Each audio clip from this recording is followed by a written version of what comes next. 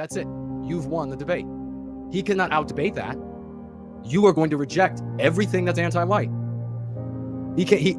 Let him make his case to the audience that he and you and the audience should all be anti-white. Let him do that. Please, let's give him the biggest stage so that he can do that, so that the millions of our white people will see, wait a second, if this isn't about being fair to non-whites, and we're ending up always harming white people in the conclusion, then I'm going to reject that as well. You cannot talk someone out of the position of white well-being or of white people, the right of white people to live or survive. Does that make sense? It doesn't matter how good a person is at debating. It doesn't matter, or arguing.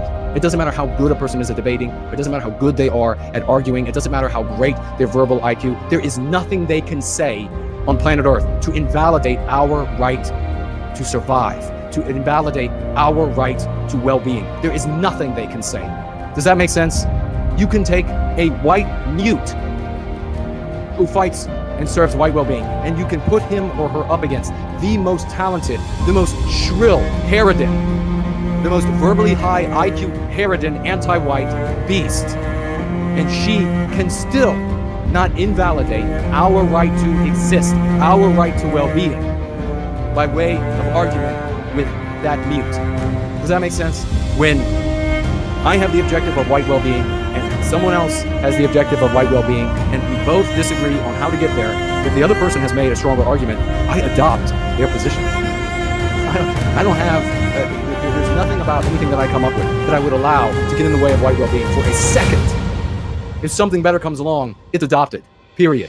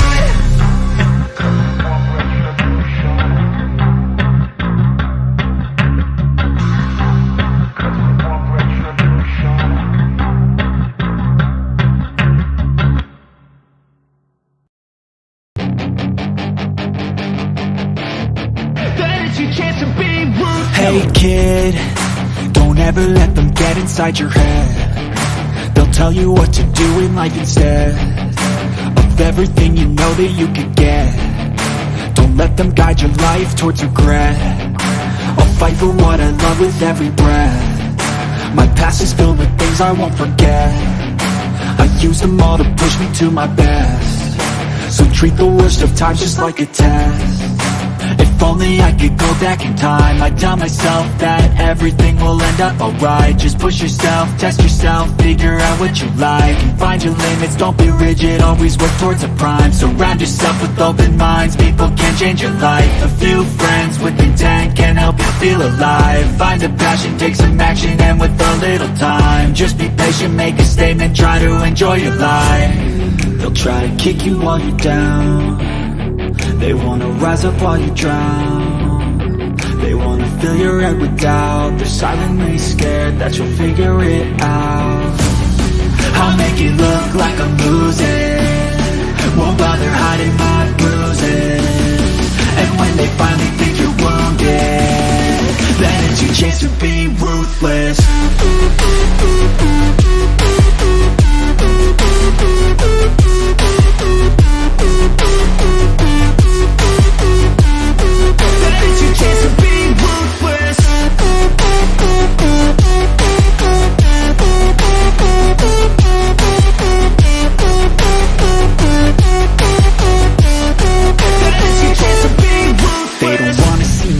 They don't wanna see me care. Anytime I make some progress, I can see that they compare. I think everyone's against me, maybe something in the air. Am I paranoid? I swear a void is forming and they're scared. I walk a straight path, not many can say that. I like to play fast, cross me and there's payback. You better pray that I don't see your face at any place that I go. I know you hate that. I've been doing fine, I'm not wasting any more time. I live for the fight and the climb, and I think that the pain that's deep inside is what defines. So I won't give up, I'm gonna make it to the top. I don't care what's in my way, I swear I'm never gonna stop. I could fall flat on my face and I swear I won't give back up, cause I don't deserve a thing and the road ahead is tough. They'll try to kick you while you're down, they wanna rise up while you drown. They wanna fill your head with doubt. They're silently scared that you'll figure it out. I'll make it look like I'm losing, won't bother hiding my bruises. And when they finally think you're wounded, then it's your chance to be ruthless.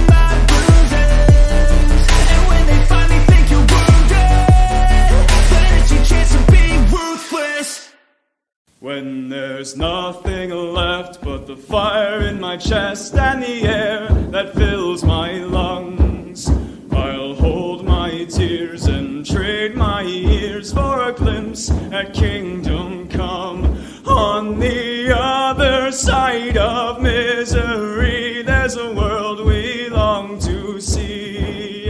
The strife we share will take us there to relief and sovereignty. Oh, by God, we'll have our home again. By God, we'll have our home. By blood or sweat, we'll get there yet. By God, we'll have our home. In our own towns, we're foreigners now. Our names are spat and cursed. The headline smack of another attack, not the last and not the worst.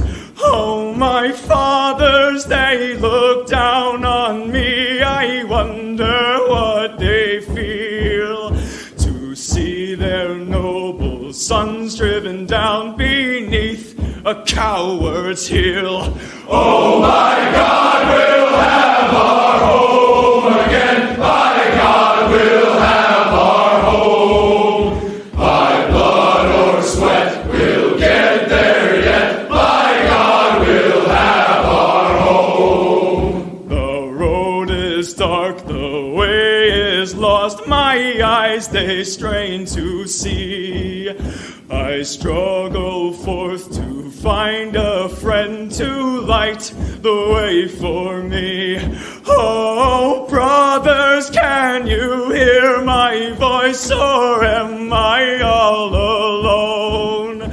If there's no fire to guide my way, then I will start my own.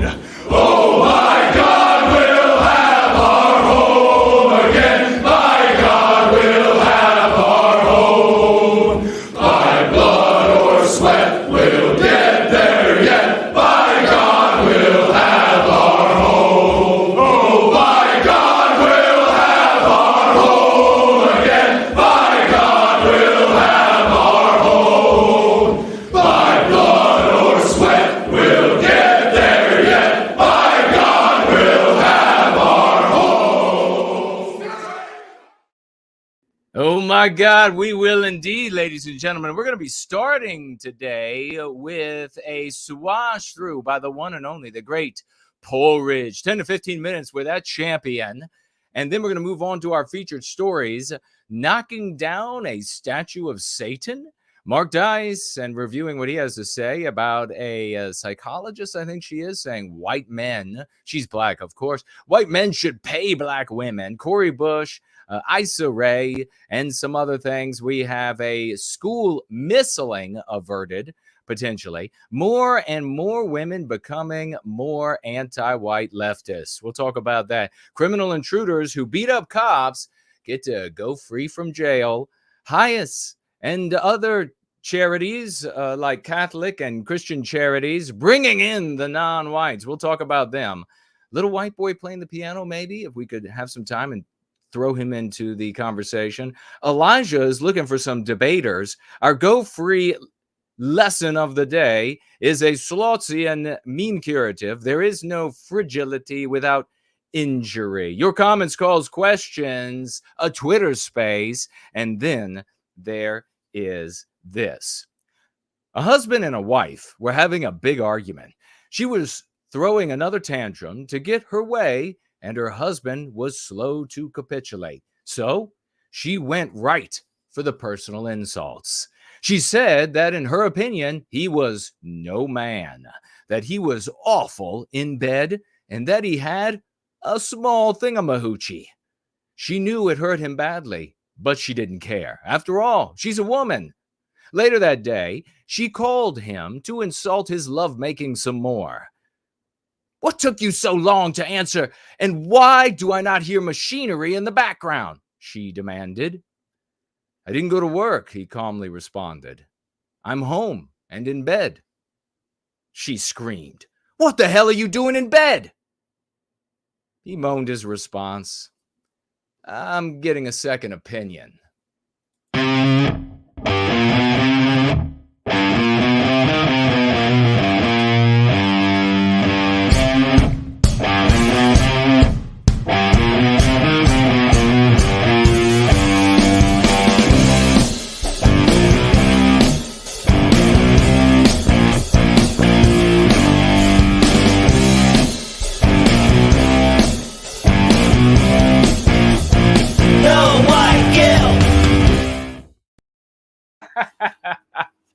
Yeah, that's what happens. That's what happens, I'm afraid.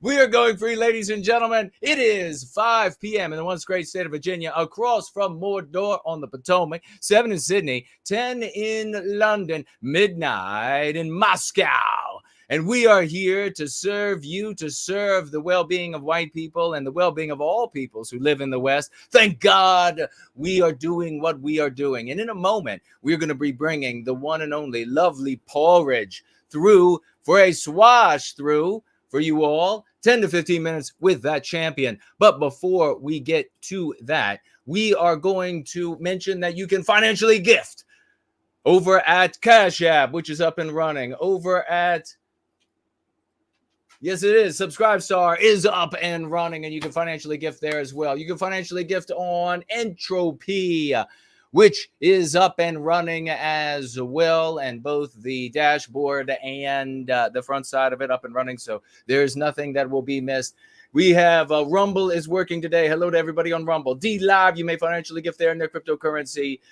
And also on Odyssey in their cryptocurrency or cash dollars, you may financially gift over there as well. We will keep an eye out for you. Hello to everybody who is watching or who ends up watching on Twitter. Otherwise, if you do not financially gift at these locations, you can go over to nowhiteguilt.org, nowhiteguilt.org. Click on the financial gift tab. You will see wallets that I use for cryptocurrency. And if you financially gift there, I will recognize the financial gift as anonymous the subsequent week. You will also find a snail mail address at which you can reach yours truly with anything you would like. Love mail, I hope. Love mail. And over the course of the gathering, you may tag me, and I hope you will tag me as No White Guilt. Tag me as No White Guilt.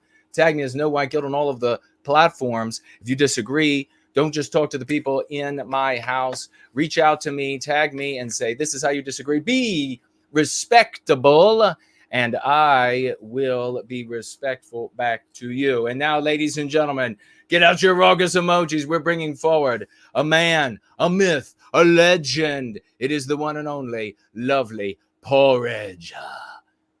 There he is, good sir. How are you, brother? I'm good, Jason. How are you? It's good to be back on again, and hello to all the viewers as well. Oh my gosh, it is always my biggest of honors to have you on. Some of the comments you have made over the years, and I know people know this, just absolutely brilliant, insightful, and we treasure you so much, man. We really appreciate you. And I know recently, and one of the reasons why I wanted to reach right out and have you come for a swash through was you did another one of your Meet Your People, and it is absolutely brilliant, folks. I wonder if you might start us off on this swash through by talking to us a little bit about the Meet Your People video that you just produced. Yes, well, this is primarily for the School of the West, which is Brant Danger's projects, and we have a lot of great people working on that. And so it is targeted at a young audience, but I've never had an adult think it was too childish to watch themselves. But generally, this is just about making people feel emotionally attached to our own people, which is something that has kind of been driven out of us over the years. I know each individual nation has its own sense of culture and that, but it's a little bit rarer for Europeans to see us all as one big family. Yeah. We sometimes get that in some of the colonies like Australia, because we do have different, we have Italians and Croatians and everything, and we have a different sense of what being white means to other people. But yeah, this is just my attempt to basically get some good messaging into children while they're young, and using your verbiage as well, Jason, talking about our biospirit and saying that we're one people with many countries. And if you watch the series, you'll see that we do have a lot of different unique expressions of our biospirit, but it all is very similar, and it's all feels home. It feels like, yes, this is definitely our people. You keep on hearing this, a few of the same points. Oh yeah, they love walking out in nature. Oh, they love having meals with their families and that. Yeah, it's something across the board, but we have little different ways of doing that. So that's something I try to celebrate in this series. And Hungarians, great people, are great. They seem like they're not down the path of anti-whiteism as much as some of our other countries, which is great to see. I hope they don't go down the full path that some of us have been. Yeah, it's so true, folks. When you listen to this, let's tap in for a minute. Just listen to a moment of your latest video. Hungarian generals. So Hungarians vowed not to clink glasses for the next 150 years. And still today, many Hungarians uphold this tradition, but usually only for beer. Hungary. This is, folks, this is so heartwarming. It is so brilliant. No one on planet Earth could have done this better than the great and the one and only lovely Porridge. When I first started watching these, as Porridge started, and he's right, it's for people of all ages, but absolutely white children. We have to learn, we have to teach our children, we have to learn ourselves, but we have to teach our children that we are a single family. We're a single people with many countries. And we have to knock down these arbitrary, invisible distinctions and barriers and magnify our particular hues of Western civilization. And this is the way to do it. This does not homogenize. This is the opposite of anti-whiteism, which homogenizes everything. This is to say that we are a glorious family. And just like in your own immediate family, you have your sister likes certain things when your brother likes something else. This is the exact same way. And we get to realize that we are this global population, a tiny minority on planet Earth that have produced so many wonderful, beautiful things.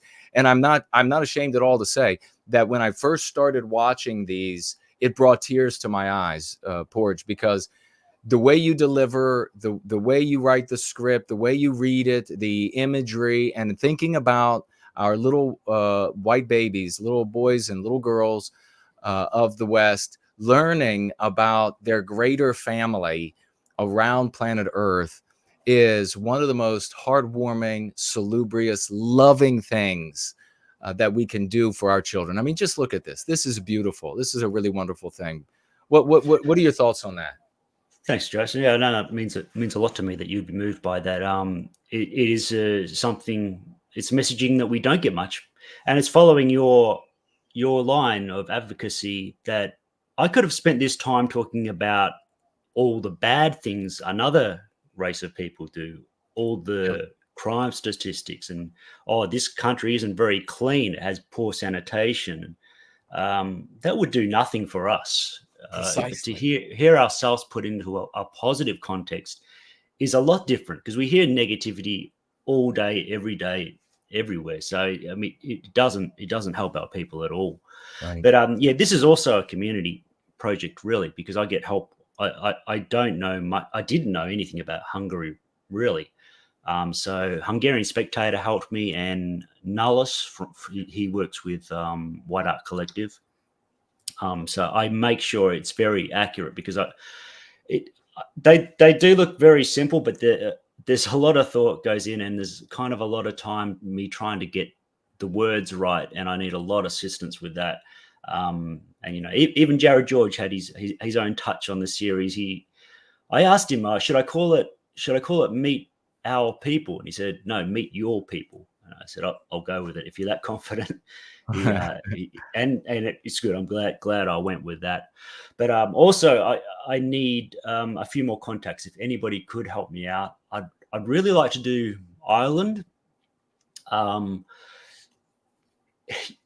I think I've done a good range of countries, but I probably done I've done Wales and Scotland. So Ireland, I guess I have a bit of a bias towards the English speaking countries, because they are a lot easier to do, because I can do a little bit of research on my own. But right. Canadians would be good as well. But anything. But if it's something like Italy would be complicated for me, because of the whole Rome thing. It would be hard to just brush through that in a few seconds. But if anybody would love to see their country represented, get in contact with me, because I'll do it for sure. And I've got 3.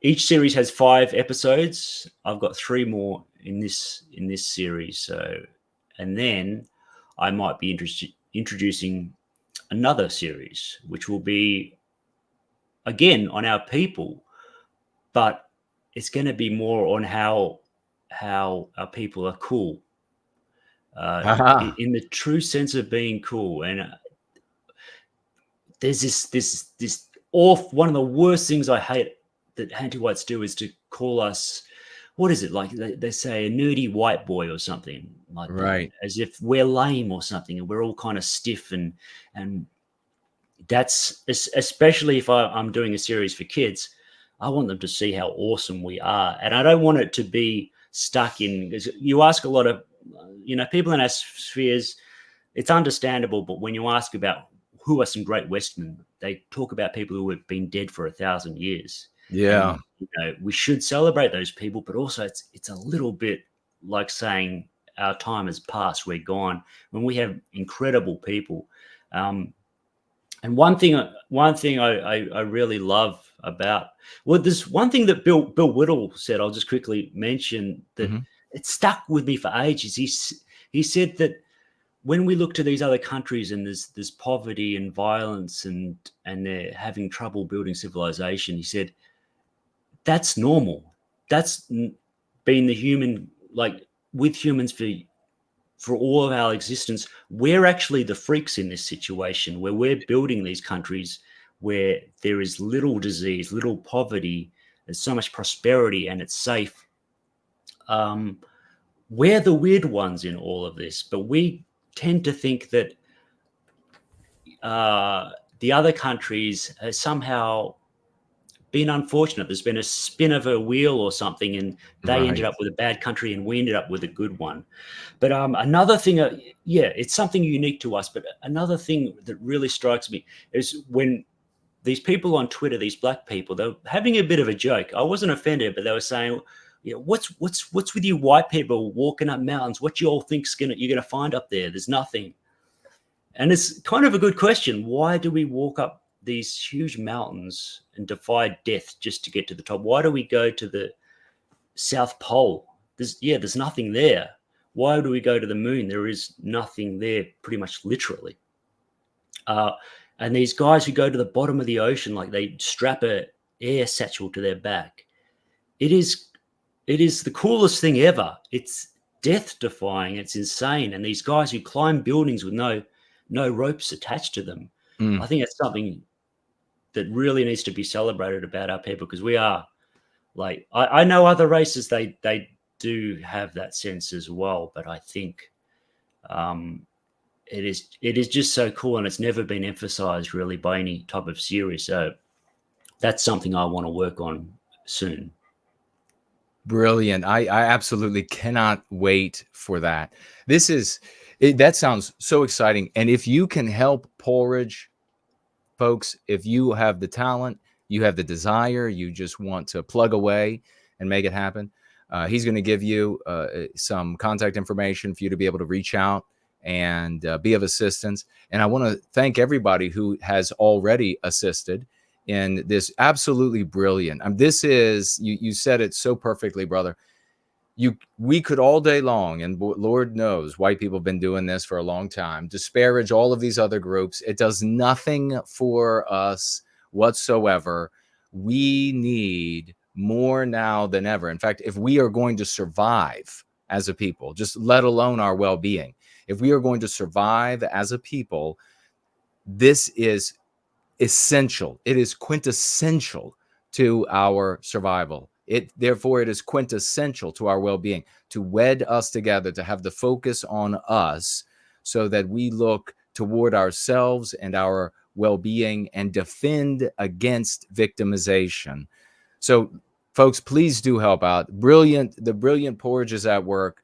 You can help out also, schoolofthewest.world, and get involved. You can do a tiny bit. You could just do a tiny bit. And that tiny bit is going to be effort that is added to all that everyone else is doing. And it becomes something truly great and remarkable. Brother, we'll have to have you and so many others who I can have already have, and we'll have Swashlu on for a full hour, maybe on a Wednesday on a roll-in. But what are your final thoughts? And give folks some contact information to reach out to you. Well, yeah, you can contact me on Twitter or X. I don't use that much anymore, but that's probably the where I would go to check messages.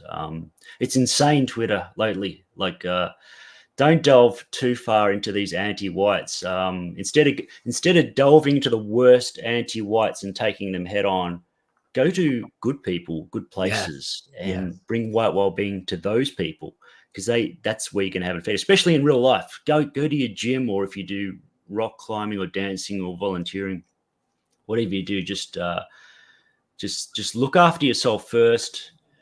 Look after your communities by doing something meaningful or fun, that's going to benefit yourself. Because Looking at your thumbnail, Jason, I'm a little bit worried about your country. I got to admit. What's going on? You're putting up monuments to Satan in the capital. Is this true? Well, it was a state capital, yeah. Oh,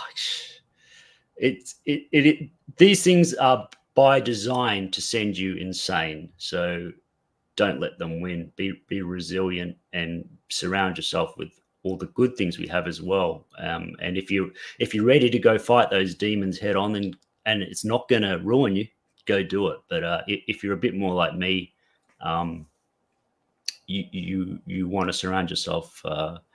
You want to get the hell away from that kind of stuff. But thanks to all the people who have supported the video and given me good feedback on it, especially you, Jason.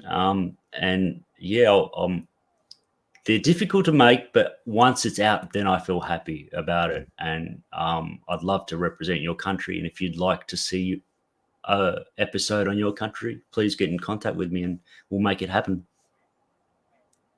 Beautiful place to swash it up, brother. God bless you. Let's get out some raucous emojis for the one and only, ladies and gentlemen, Jubilation Media. And that's where you can find him at Jubilation Media on Twitter. God bless you, brother. We love you. Promethean hails. And folks, we will be right back.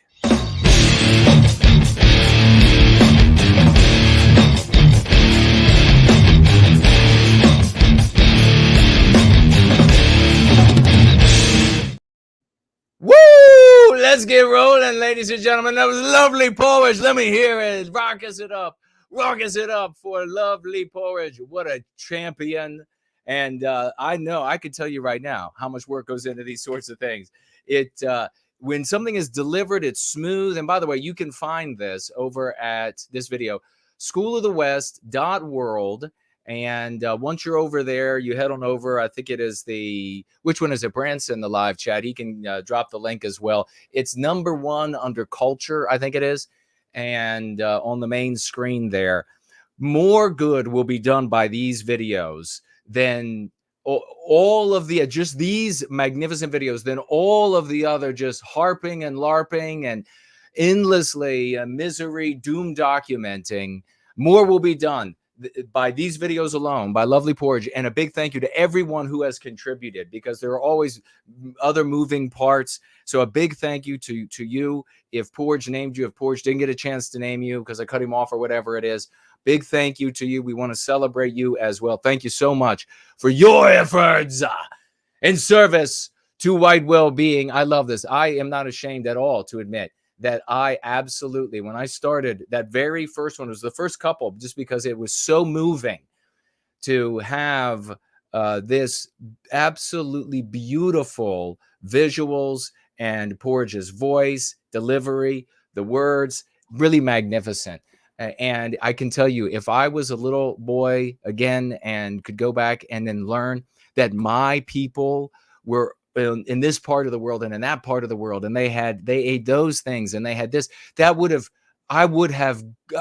levitated. I would have glowed everywhere I went to know that, instead of what we learn, what we are absolutely browbeaten with, which is how evil the white race is, how evil our spirit is, how we've stolen everything from the world. Do not allow your white children to be exposed to that without being inoculated against it, because they will succumb to it.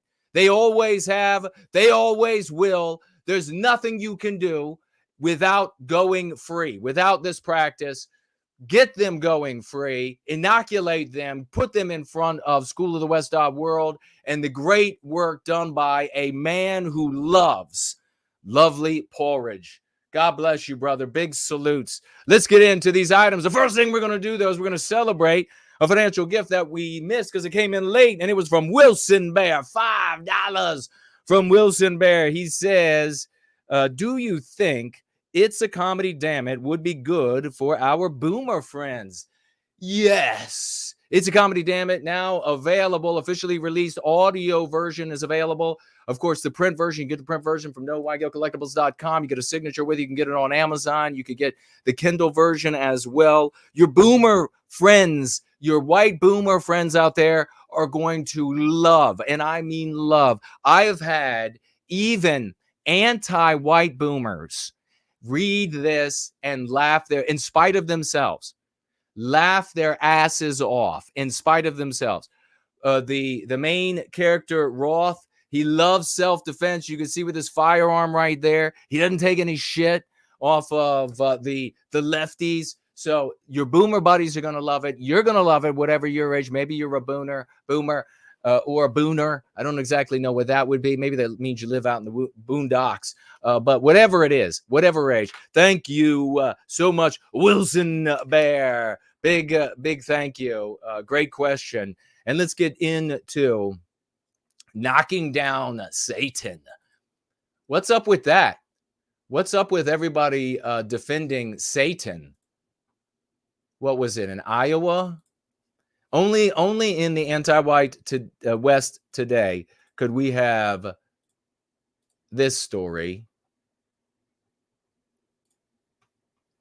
Man who destroyed Satanic Temple altar in Iowa charged under hate crime law. Now, what can you do when it comes to George Washington? You don't even, before we even get to George Washington, we do not call it a summer of love. That was a summer of anti-white terrorism. Doesn't that sound more appropriate for a people, like a serious people? Not a bunch of comedians, not a bunch of like selfish, individualistic comedians. Let's be a serious people. We can still and will have, as we do have here, plenty of laughs and comedy. But you have to be a serious people. It wasn't a summer of love. It was a summer of militaristic anti-white terrorism. And what did they do? Well, they tore down in the rest of the country and the rest of the world. They're tearing down the Southern statues, and everybody looks on and they're like, oh well, weren't they like the slave people? Weren't they? Didn't they just enslave everybody in the world for all of eternity? Didn't they enslave people in antediluvian times? Isn't that what they were doing down there in the? Wasn't it like 150 million years ago? I think, weren't they? I bet you the Southerners were enslaving T-Rexes 150 million years ago, and they were strapping them onto their wagons, making them pull their wagon, making the Tyrannosaurus Rex pick cotton. I mean, how cruel is that? Do you see their tiny little arms? How could they were probably getting cut up by those thorns 24/7. I mean, and really, was their green skin enough for the bright sun of the day to be out in the fields picking cotton with their tiny little T-Rex arms? Could you just hear them complaining all the time? I bet you evil Southerners didn't even give them those extending arm things to pick the cotton. No, they made them lean all the way over with their little teeny arms, and they were picking and they were just the whole time going, ow, ow, getting poked. That is how evil the white race is, that they would do that to the T-Rex. Now, they're tearing down the statues across the South. They're changed all of the names of the military bases. Great reverence for these Southern generals, Southern commanders throughout the country, throughout the world. Nobody looked on, no white person who wasn't viciously anti-white and at war with the spirit inside of them looked on at the statues in the South and said to themselves, and in the names of the bases, the names of the parks, the names of the schools, it's all getting changed, all getting white erased. Another reason why you say white erased rather than white genocide. It's all getting white erased, ladies and gentlemen. Those are projections of our physical being into the world. Great respect for these generals, these commanders, etc. of the South. No normal white person complaining, no honorable white person complaining, none ever would. But they're all getting changed. The world looks on. How many Italians were saying, Jesus, look at what they're doing? They should have been. If they would have been watching lovely Porridge and School of the West, and I'm not picking on Italians, I'm just saying in general, how many Estonians saw the statues coming down of Robert E. Lee and all, and they said, my God, as a government, Estonia is going to condemn this attack on our shared biospiritual heritage, because that's what it is. It is our shared biospiritual heritage around planet Earth. If we were a single people, that's what would happen. If we behaved, we are a single people. If we behaved like a single people with many countries, that is what would happen. My friends, that's power. That's where we change the world. Not complaining about Jews and saying that they're all the problem, or blacks and saying that they're all the problem. It's coming together and being a people and defending each other. Could you imagine? How about Russia? If they actually cared about white people, the government, which they don't, could you imagine if Putin had come out and said they just pulled down the statue of Robert E. Lee, one of the greatest generals in Western kind's history, one of the most honorable men. Could you imagine? Could you absolutely imagine the power that would wield? I want you to actually imagine it, because that is what we can have if we decide to have it. If we decide to reject these losers, these misleaders, these miscontent creators, these misinformers, if we choose to reject them. But if we don't reject them and we continue to complain like selfish individualists about the bee's nest on our porch, and isn't it just all the Jews' fault? Isn't it just all the blacks' fault? And the funny thing, by the way, complaining that it's all the Jews' fault, then turning around and complaining that the blacks say it's all the whites' fault. You are a loser. If you're doing that, you are like a big white tit that nobody would ever want to suck. That's what you are. A big, not even a hungry child, for God's sake. That is what you are. Oh, it's all the Jews' fault, but look at the blacks. All they do is blame us. Here's your card that will tell everyone you're a loser and an imbecile. You just pass it out everywhere you go, so people will know how to treat you from now on. If you continue to behave this way, the point I'm making, then when they come for the George Washingtons, they come for the Thomas Jeffersons, all of that already being done. I put out a tweet. 10 years ago, they're pulling down the Thomas Jeffersons. 10 years ago, 20 years ago, where the anti-whites have the ability to do so, they are pulling the statues down. And when they could be violent about it, and in essence, due to the statue, what they want to do to white people, you get to see full display. If white people did that to a non-white statue, if white people knocked a non-white statue over, but before doing that, put a noose around the neck of it, knocked it over, then dragged it by its neck throughout the streets, and then dunked it and drowned it in the river, all of the anti-whites would know how to respond. They would know that white people were talking about non-white people. But what's wrong with you, white people? When they do it to our statues, for some reason you don't get it. Because you're looking to the anti-white media, because you're looking to the miscontent creators, because you're looking to the misrulers, the misleaders for how you're supposed to think. And they're never going to get there. They're never going to get you to anywhere that is beneficial. Yeah, reject. Jason wants people to use concepts that benefit him, so reject him.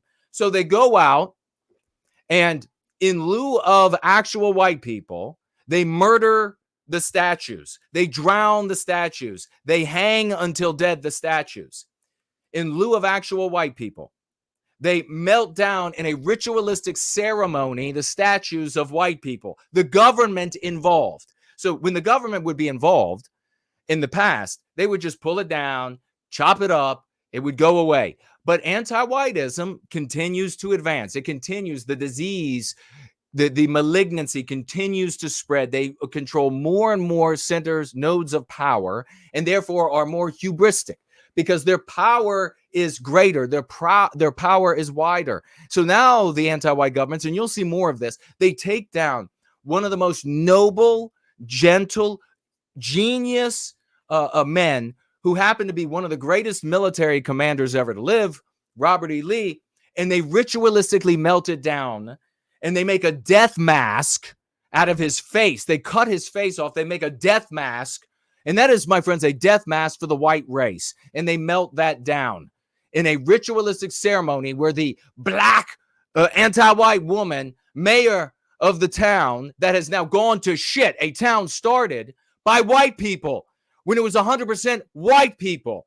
Now they've allowed all of these other groups of people to come in, and some of them good, some of them anti-white as all hell, like the mayor who's there now.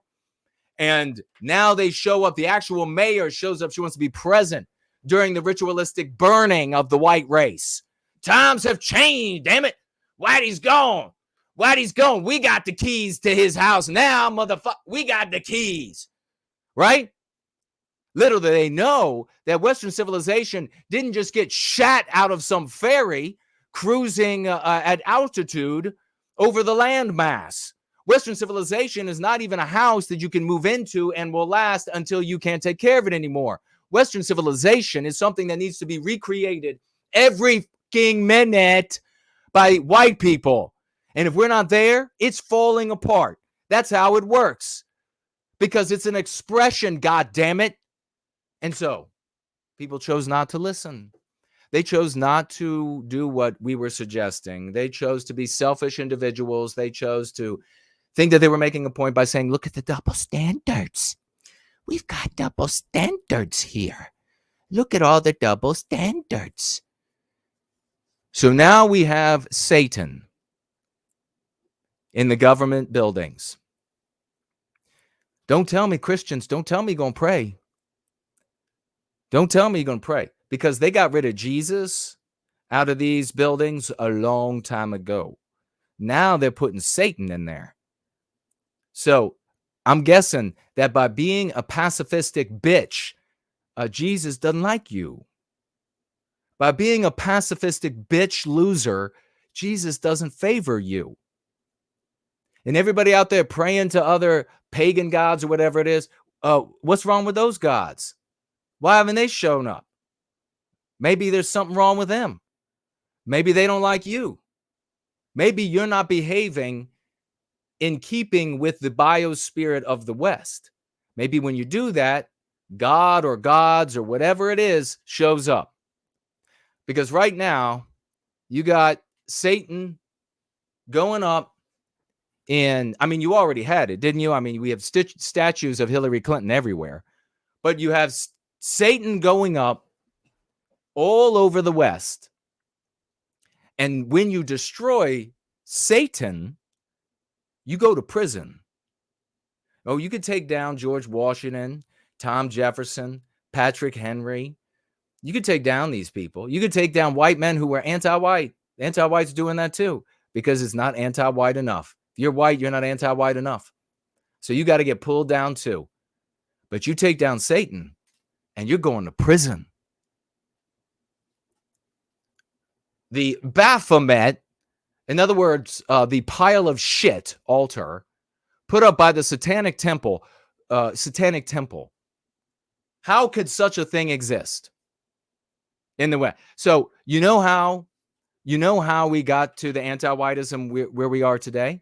Is because white people looked at things like this and they said, well, they should have freedom of speech. I disagree with them, but I support their freedom of speech. Fuck your speech. That's what I have to say. Sorry for my language. No more anti-whiteism. No more Satanism. You're going to worship Satan? You get to go to fucking jail. How does that sound? You want to worship the you know what Satan is to the white race? It's anti-whiteism. The eradication, the profanation, the absolute dissolution of a people is their Satan. It is their evil. It is their consummate evil. So you want to practice the ruination. You want to practice the inversion. You want to practice the destruction of Western kind, then you get to go to prison. As far as I'm concerned, screw your free speech. This is how we got to this point. White people you know who built Harvard? You know who built Yale? You know who built all the prestigious and crummy and shitty and midway universities? White people. White people with our genius, with our ingenuity, with our industry, with our learning, with our dedication, with our scientific method, with the cash we created out of the work that we produce inside these colossal cribs that we call countries, where we put up bars, or we used to, at least, to keep the jungle away so that twits could wander around and think that the jungle has ceased to exist somehow. White people, Westmen, we are the ones who did it. And then we sat around and we said, you know what? We're going to take our ideas and we're going to build an altar out of our ideas, because we think our ideas are so important. And we had all these white people come in and say, the ideas are more important than even us. They have to be above us or they're not legitimate. The ideas have to be above us or they're not universal, or they're not. They were never meant to be. Universal throughout our people, not universal throughout the fucking cosmos. Universal throughout our people. They took these ideas, they made an altar, and then they began sacrificing white people on those altars. This is no better than what you look at and you hear about the Incas or the whatevers, and they would bring people up to the top of the altar and they cut their hearts out while they're still alive. White people been doing that for a long time. That's what we do to every single child, every single white baby. We spread up there on the altar, hold his ankles, hold his wrists, cut his heart out, because these ideas matter more. Ideas that don't exist without white people. There ain't nowhere in the cosmos, dipshit, where these things exist without us. All of these people who want to make these arguments about abstractions and the importance of abstractions, you too can go to prison. You too can go live in Guatemala. Healthy white people are recapturing our destiny, and we are going to be merciless to the people who are going to say, well, they should have their right to speak. Fuck that. I think this Baphomet statue should get shoved up the ass of every Satan temple worshiping individual that belongs to this Baphomet altar crew. Every single one. But Lord knows they probably are into that. Was allowed to be in the Iowa Capitol, but it drew criticism from what? Conservatives? National conservatives. And look at the picture. This NBC garbage media outlets, which should have its license pulled. If Trump wants to actually change anything, license gone, license gone. All of the CEOs, the owners, arrested, executed, swift trial. Now, rest of the networks, how are you going to behave? Notice how they don't show the devil. By the way, the devil is a she. Notice how they don't show the devil in their little, like, can you believe white people, when they say conservatives, that's a euphemism for white people. Well, conservatives, this is what they're so upset about. No, the giant horned devil. That's the problem. A man who attacked and beheaded. Did they talk when anti-white militaristic terrorists were beheading statues? Were they saying that? No. They weren't using that kind of language. A permitted statue. Permitted by who? But put up by the Satanic Temple of Assholes at Iowa's Capitol in December has been charged with a felony under the state's hate crime statute. Do you all pay attention? I mean, all the other content creators out there are doom documenters and doom dissectors, right? And some of that we need, and there are good people who do that work. And much of that are people who are just self-promoters, making themselves rich off of the sick white population. Every time we turn around, there's another piece of news from them about how, like, this Christian guy who went and prayed outside of like an abortion clinic got how many years in prison the other day? How many years for praying outside? That's what you're up against.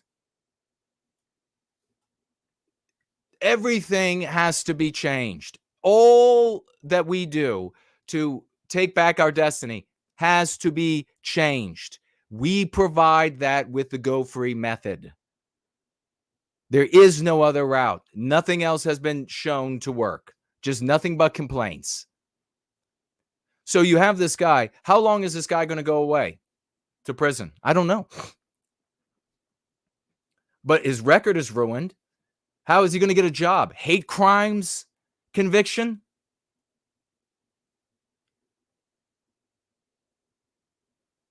Michael Cassidy, who was an unsuccessful Republican candidate for Mississippi State House of Representatives, is charged with third-degree criminal mischief in violation of individual rights, the Polk County Attorney Office said Tuesday. Evidence shows the defendant made statements to law enforcement and the public indicating he destroyed the property because of the victim's religion, the prosecutor's office said. This is what we're up against, the religion. What exactly is Satan's religion? But that's why, and why would Satan, and I got to push back against conservative type Christians out there who are going to say that this is the devil. They always want to say it's like the devil. Let's say the devil is anti-whiteism. That's what it is.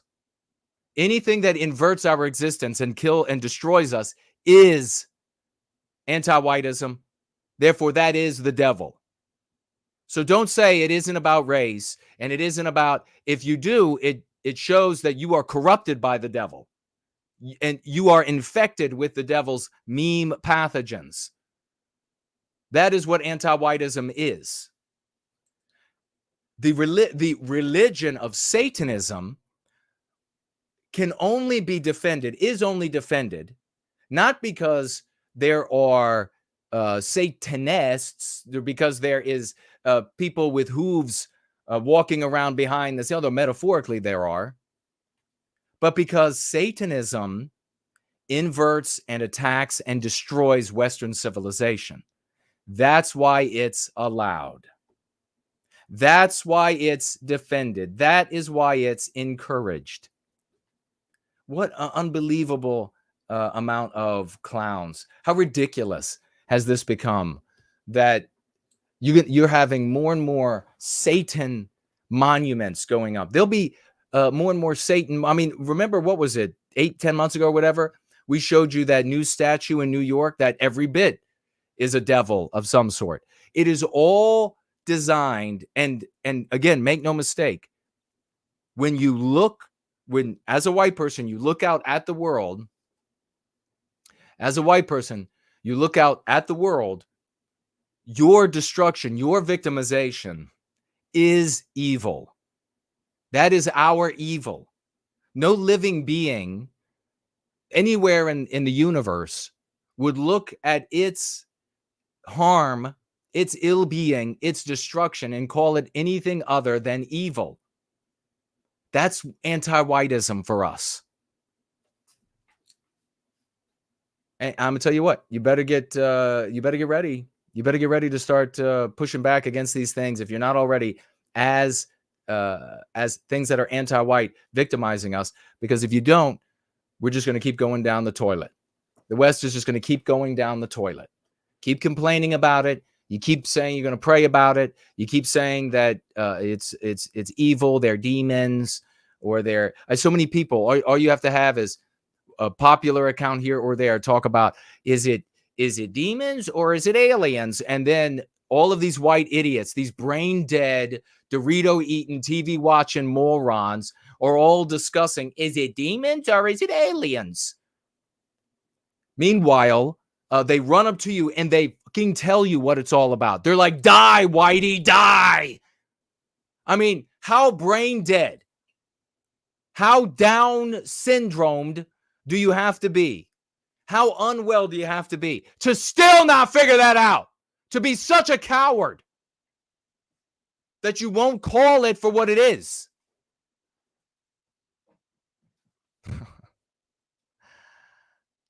Guy's going to go to jail. He's 36 years old.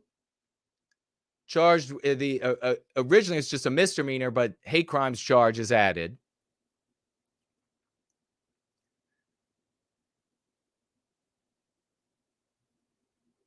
So, and then he's going to say here, well, it was when he was on Fox, it was Christian civil disobedience. You don't get to have civil disobedience, white man. You can only be civilly disobedient to victimize white people and destroy white civilization. You cannot misbehave in a civil way or in a violent way in the West and say, well, they get to do it. Grow up, bitch. I swear to God, I swear we have to walk around and just bitch slap people, metaphorically, just bitch slap all these white boobies, one after the other. And I'm not even talking about at the strip club. All up and down at work, the street, the neighborhood. Come here for a second, white bitch. Bam. Hit that white guy upside his head until it starts settling in. They get to be civilly disobedient. Why can't we? Just like the guy he's got like 18 kids and he's going to jail for like 10 years or whatever it is for praying in front of an abortion clinic.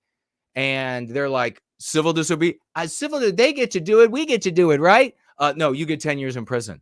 It's not fair. It's not nothing but a goober, a giant like party of goobers has become the white race. Give me God in heaven. Give me a few good men of the West, and we will burn this mother down metaphorically and rebuild Western kind, because we got nothing but these arrested, developed boys and girls in adult bodies. That's all we got. It's not fair. They get to do it, but we don't. All right. So Satan's on the way. Satan's on the way. I mean, my only, like in a novel, if I were to write a story about this, I would say that Cassidy pulls a bag over his head and then goes and, I don't know, sets the Satan thing on fire. I mean, it seems appropriate. And then I would say, as the author writing that story, I would say he runs away and no one ever knows who he was. But that is not going to be effective for pushing back against anti-whiteism. You have to adopt the go-free practice because it undermines the psychological warfare that is waged against us. All right? If you don't do that, there isn't a hope in hell. It'll just keep getting worse day by day. Sometimes I'll look at old articles from like the 80s and the 70s and the 60s and white people trying to push back. And it was so much. There were so many more healthy white people. The country was so much whiter. United States, all Western countries. And they're trying to do the same dumb shit. But they can't help themselves. Let's pop up on the screen. Mark Dice, it's Black History Month. You know what that means? You got to blame Whitey. It's Blame Whitey Month. It's been that way since it got started. In my experience as a white man. February is Black History Month, and thankfully it is the shortest month out of the year, because instead of hearing about the amazing 29 days this year, leap year, cultural contributions that Black people have brought the world, like rap music and baby mamas, all we hear about is endless complaining about rap music and baby mamas. I remember when I think I was in junior high school, the first time I heard baby mama, and I was, what the is that? I'm white. They were like, oh, well, that'd be this, that, and the other thing. I was like, all right. Yeah. We don't have that. But you got to admit, some of it is quite hilarious. All right. Did you see this woman here? I guess she's some kind of psychiatrist, psychologist. She's on TikTok, tons of views, and being talked about on X, Twitter. I'm just going to call it Twitter because the censorship is there. I'm censored. And it continues just like previous Twitter. So it was exactly as I predicted. And here's this woman. She's going around and she's saying that the absolutely erroneous anti-white claim that Black females make less than white males doing the exact same things because of slavery. You see, this never ends. All the way back in junior high school, I figured it out. Doesn't end. And it's a storyline that you have to reject with the go-free method. That's the only way you can do it. It's total horse shit. There's no use in arguing it any other way. It's like this TikTok from Dr. Callie MD, who is apparently a psychiatrist who wants to be a social media psychiatrist, a social media star, who posted this. And this is not a parody, by the way. She's not a comedian. She's 100% serious. Hey, white men. Due to systemic and structural racism that Black women have had to endure, they only make systemic structural racism, meme pathogens. We reject them utterly. They're part of the anti-white narrative. They are excuses to victimize white people. How are structural racism, systemic racism, How are they being employed? This is what you look at over time. How do they employ these things? Well, they're being used to victimize us. They're being used here for a demand for white males to give more of our we're already fleeced. We're already ass raped. We already have our entire innards sucked out of us by the government because it's occupied by anti-whites. It's dominated by anti-whites, and a massive amount of our labor, our industry, therefore, that is counted in terms of dollars, is channeled directly to Black people and non-white people in general. And here she shows up and she says, it's not enough. She wants more. She wants you to voluntarily, if you're a white male, to give more of your money to Blacks, specifically Black females. And she didn't want to give you for that. She ain't even going to get down and give you for that. I mean, if you want to pay a Black female, you can head down to 14th in Florida. There are plenty of them down there. At least you get something in return for it. This, and then look at her here. She's Black, all right. She's full of white DNA in her lineage somewhere. And I guarantee you that there are plenty of Blacks out there that would say she is not even Black. But she's not going to say she's white. That's to everybody else, right? That's to suffer on the victim side, to actually be victimized. Make 64 cents to every dollar that you make. So as a fitting start to Black History Month, I want to take what you will make today, multiply it by 64%, and then take that difference. I want to take the degree she got away, because my bet is that she got into the university she went to because she's Black.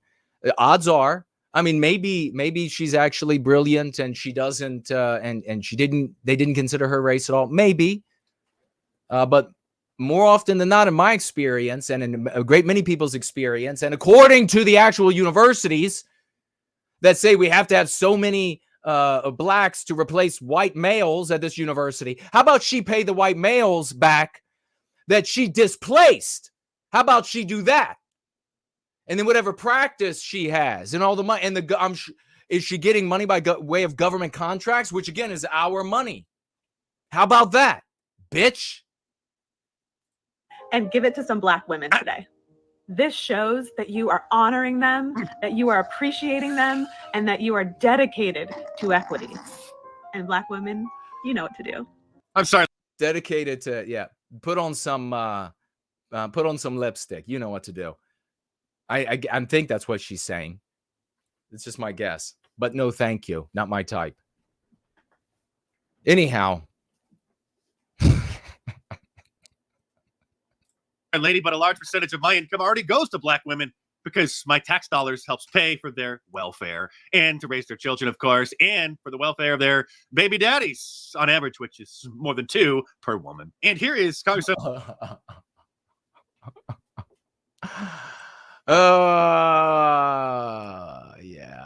Yeah. And then look at this foul being, this foul anti-white being. We were just, I thought we were done with the Satan statue story. Ayanna Pressley, who was a member of the Squad, the group of the dumbest We got Democrats in another one. Congress, along with Alexandria Ocasio-Cortez, Ilhan Omar, and Rashida Tlaib, on the floor of the House complaining about Walgreens closing a whole bunch of different locations, particularly in the San Francisco Oh, yeah. Did you hear about that? Blaming white people. area because, well, a certain demographic of people keep stealing just thousands and thousands of dollars from them. I'm sure you've seen the viral videos like this, and the security guards can't even stop them, can't touch them. And so they basically have a license to steal. So Brayson, this guy just brought someone else's bike into the store and just helped himself to their goods. And so Congresswoman Ayanna Pressley is upset about it. Well, you know the joke. When you see a Black guy riding down the street on a bicycle, what do you call him? Well, you better call him the inventor of bicycles, or you are in a world of trouble. Looks like Anne has a question. I have a question. I have a sister dating a black guy who treats her like crap. She doesn't understand what he's doing to her. How do I help her to see the truth? This is challenging. It's a really challenging scenario. And I've had people who have reached out. They have either a relative or a friend, a child, a brother or sister who are dating non-white people, and they say, what do I do? They are being mistreated, they're being cheated on, they're being beaten, they're being all of these sorts of things. Not all white people, but the vast majority of white people who date and marry non-white people are the most white guilted white people. They hate white people the most. Like I said, it's not all. There is room for white people to genuinely and honestly, without hatred for ourselves, although all white people are suffering from anti-whiteism to a greater or even a greater degree. So that does play some sort of a part. But white people can fall in love with non-white people. That can happen. But the vast majority of time, it is a white person who hates white people, hates themselves, and they're trying to get an identity, obtain an identity that is other than this white devil that owes the world endlessly. So they're trying to get out from underneath of that burden, that onerous burden that is upon them from day one till the end of their lives, every day, 7 days a week, 365 days a year. They want to become another people. And we see white people try to white flight in various ways. Finding a non-white mate. And we even had a guy on the show years ago, if you remember, that came on and he said that he had dated non-white women when he was younger, and said emphatically that it had nothing to do with his opinion of himself as a white male and Western kind in general. But then later in the interview, he said when he was young, at this time that he was dating non-white women, he hated the white race. He thought we didn't have a culture, that we were like this empty people.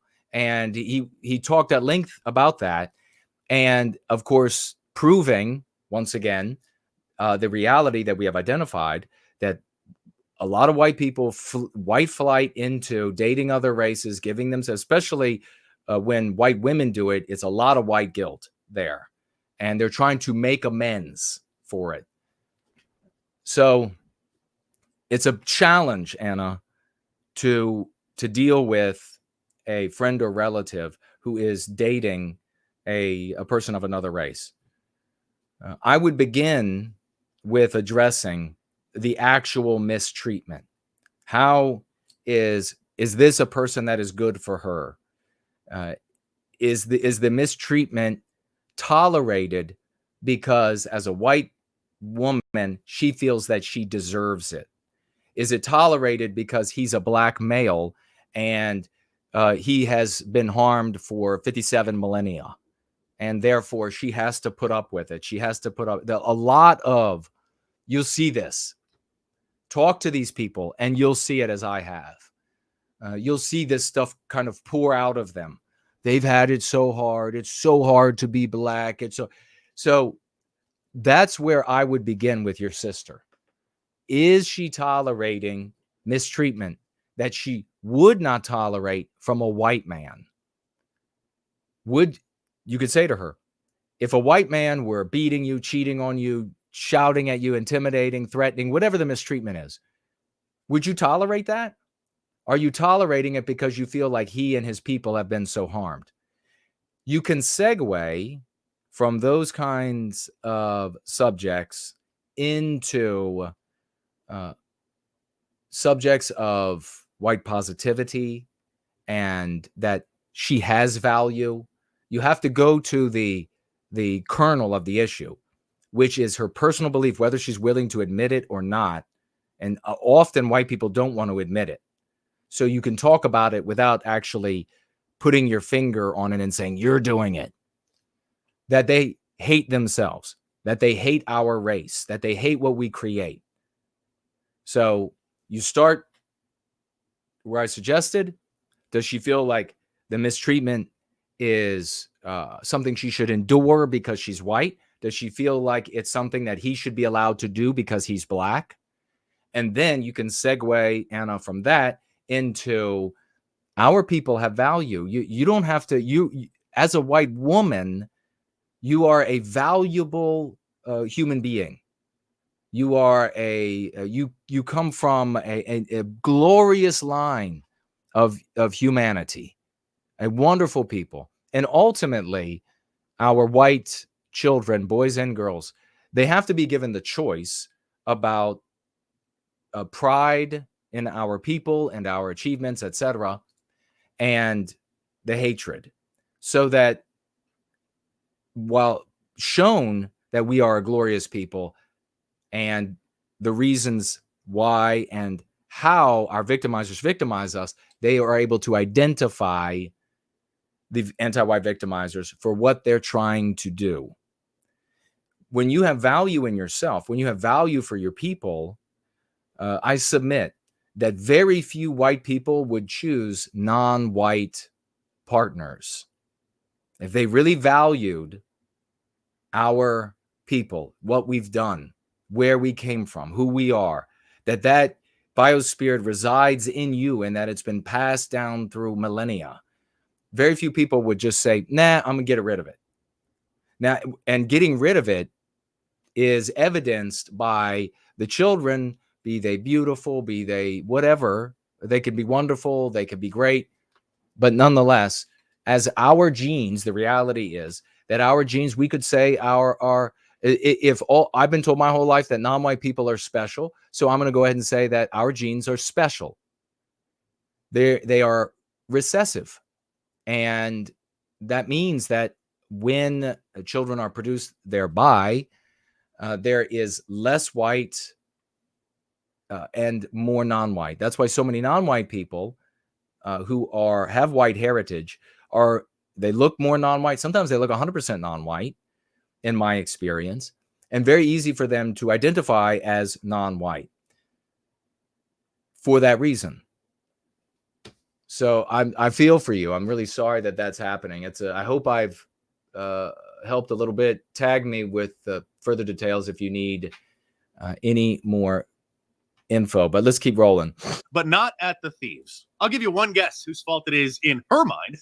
Wait for it. Mr. Speaker, Walgreens is planning to close yet another pharmacy in the Massachusetts 7th, this time on Warren Street in Roxbury, a community that is 85% Black and Latino. This closure is a part of a larger So non-white trend of abandoning low-income communities like the previous closures in Mattapan and Hyde Park, both in the Massachusetts 7th. White people doing it.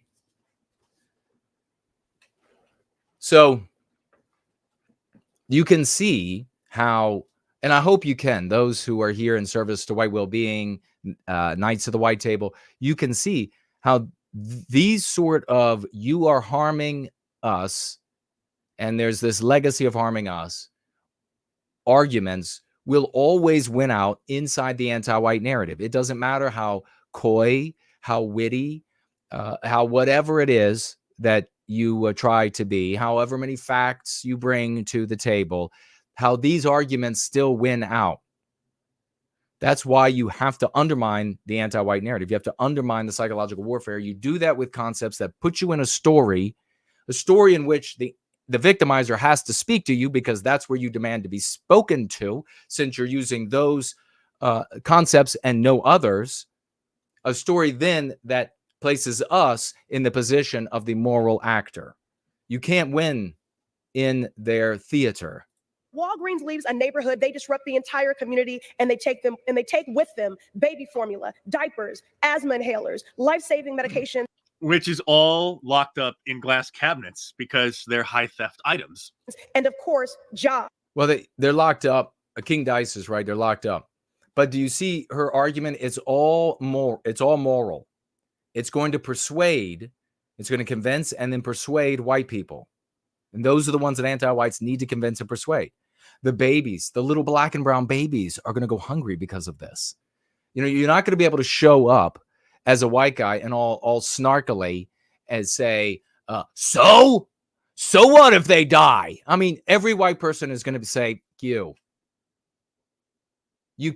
cannot approach anti-whiteism in that way. It just keeps winning.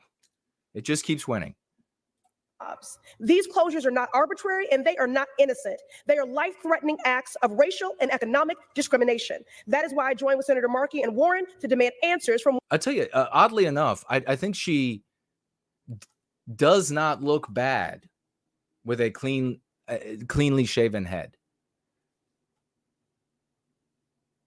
You would think that, well, a woman with a shaved head, but she really doesn't look that bad. You give credit where credit is due, you know? Walgreens CEO. Why was there no community input, no adequate notice to customers? Of course, what's actually happening with all of these sort of convenience stores, drugstores? What's happening? Well, the internet is putting them out of business. Amazon is putting them out of business.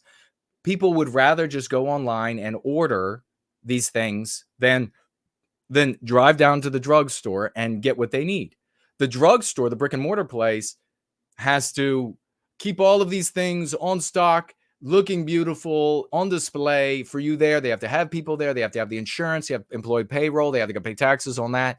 They got to pay Social Security. Which is getting thieved. And the Democrats don't care. Apparently, almost all the Democrats are like, yeah, let them go ahead and continue. The criminal intruders steal Social Security. I'm not going to vote for preventing that from happening anymore. Can you believe it? Of course you can, because we're in an anti-white world and anti-white hell. But it's putting these places out of business. Now, to make matters even worse, Walgreens, CVS, and the rest of them, like the other ones similar around the world, when they end up in non-white areas, the non-white areas are like the non-white areas in the countries from which the non-whites came. Is that not a correct observation? If I need to be corrected, then please correct me. But you go down and it's like fucking Mogadishu.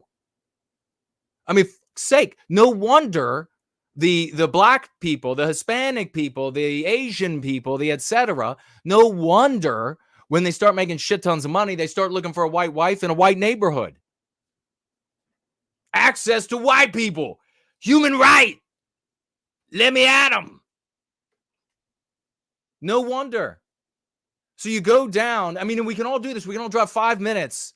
You live near a major city, drive 5 minutes, 10 minutes. And you're in one of these areas, and all of a sudden, to get into the Walgreens, you need to go in there with like a 6-man SEAL team, MP5s at the ready, blah, blah, blah, on your way in. They see a white person, they're like, we're killing them. They're robbing the shit out of these places. The trucks pull up, they open the back, and they run up. The teens run up.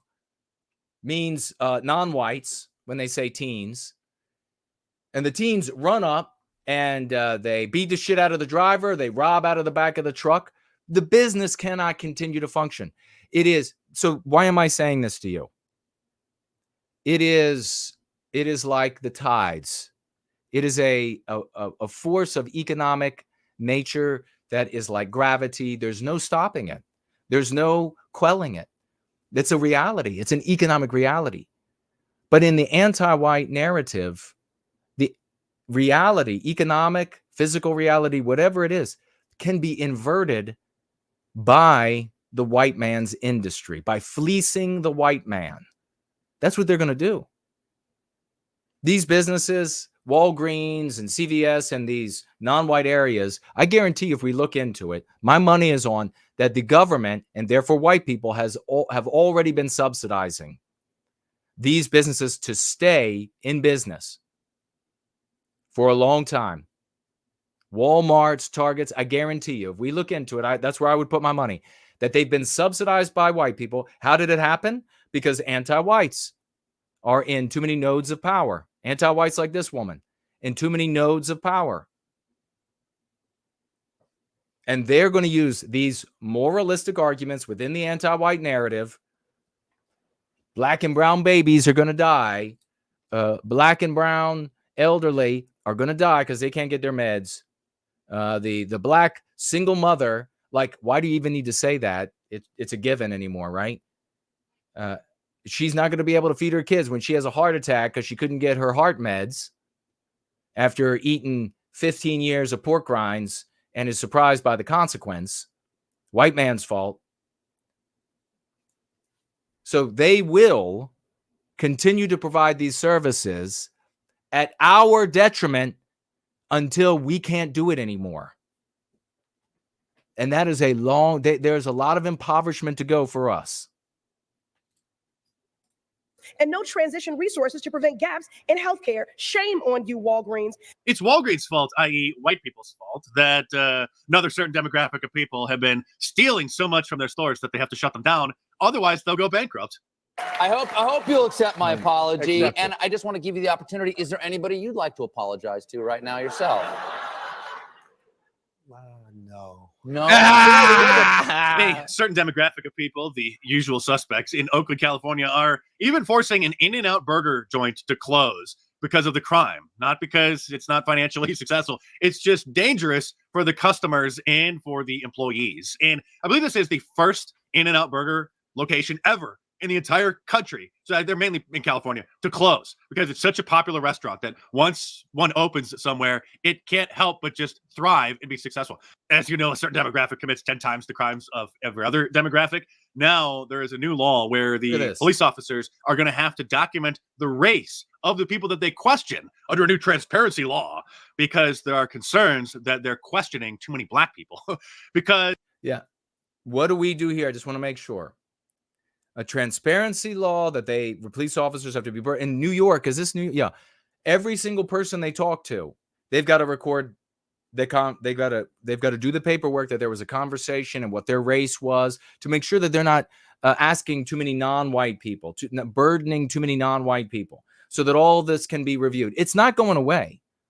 So when we see something like this is a news item, a doom documentation that we bring to conversation, friends, family, strangers, and we use it as a fulcrum, as a segue into using the concepts that change our destiny, recapture our destiny, change the outcome. Going to our friends and family like the typical white oaf and saying, "Good, can you believe it? Look what they do now. It's so silly." I mean, God damn, white people, what happened? We were glorious. And now they're like, they're just shoving it. It's another.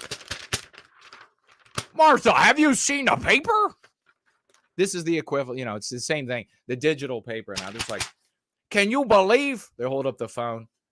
Can you believe they're going to have to question the race of it? It shouldn't be about skin color. Shut up. Your kids are being burned at the stake. That is the destiny for them. Get some balls. Well, I don't even need to say why, but you're not supposed to say why. And so now they're going to avoid questioning the likely suspects because they don't want to be accused of being biased, of being racist. And now Congresswoman Cori Bush is under a criminal investigation for misappropriation of campaign funds. This is big. Because she was paying family members to be her supposed security guards. She's the woman who was promoting defunding the police while using campaign funds to pay her family and friends as her supposed security guards. Remember her? So if I end up spending $200,000, So yeah, that's government today. That's government in the United States today. If I want to, it's like what's it, Ilhan Omar? Was that who was the one that's talking about Somalia the other day? And for her people and the United States government will never recognize and all of this sort of stuff. Who was that? Yep. What a surprise, right?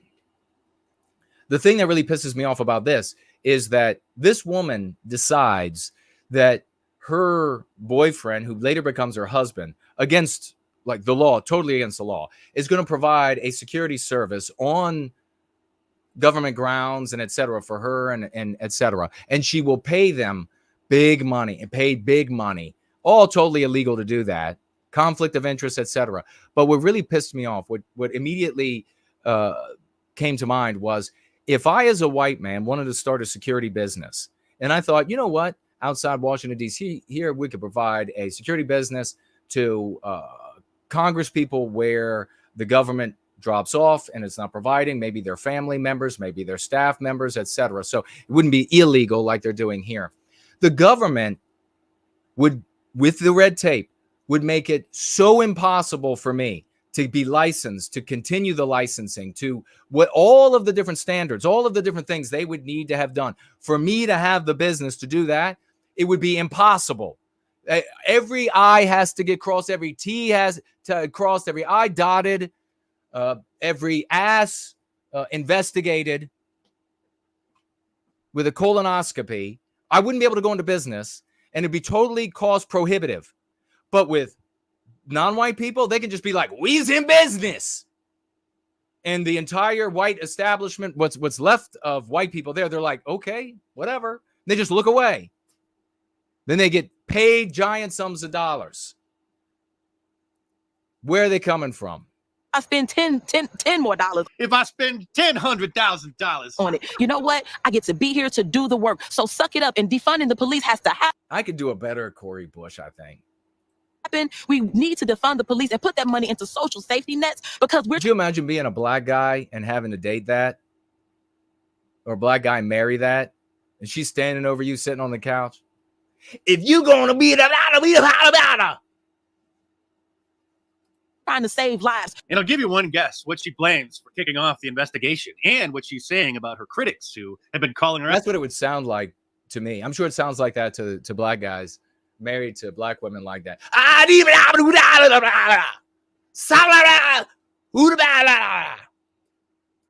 For misappropriating those funds for years. Him putting his mouth on it just shows his Did she say putting his mouth on it? What? Promethean Kitchen says he's heard some of our people in the white sympathetic sphere say that it's all the Muslims' fault. Yeah, well, they're wrong to say that.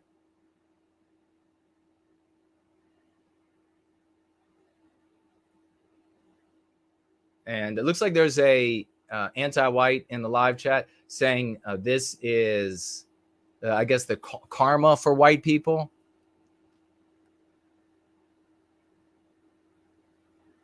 Misunderstanding, not a surprise, of the concept of karma. You might want to do a little bit more reading if you know how. If you know, and if you don't know how, I'm sure it's my fault.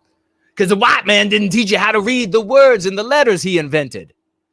How about you go invent your own letters and words, your own printing press, and get the f*** out? How about that, anti-white?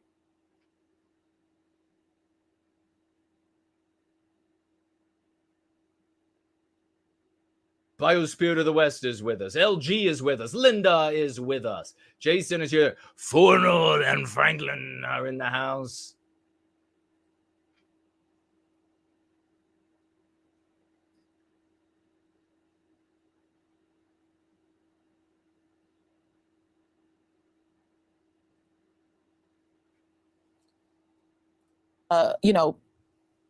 Racism at its best. What?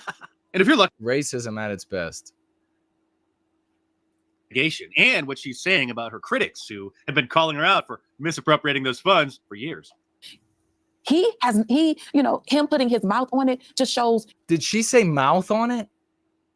I mean, what in the fuck?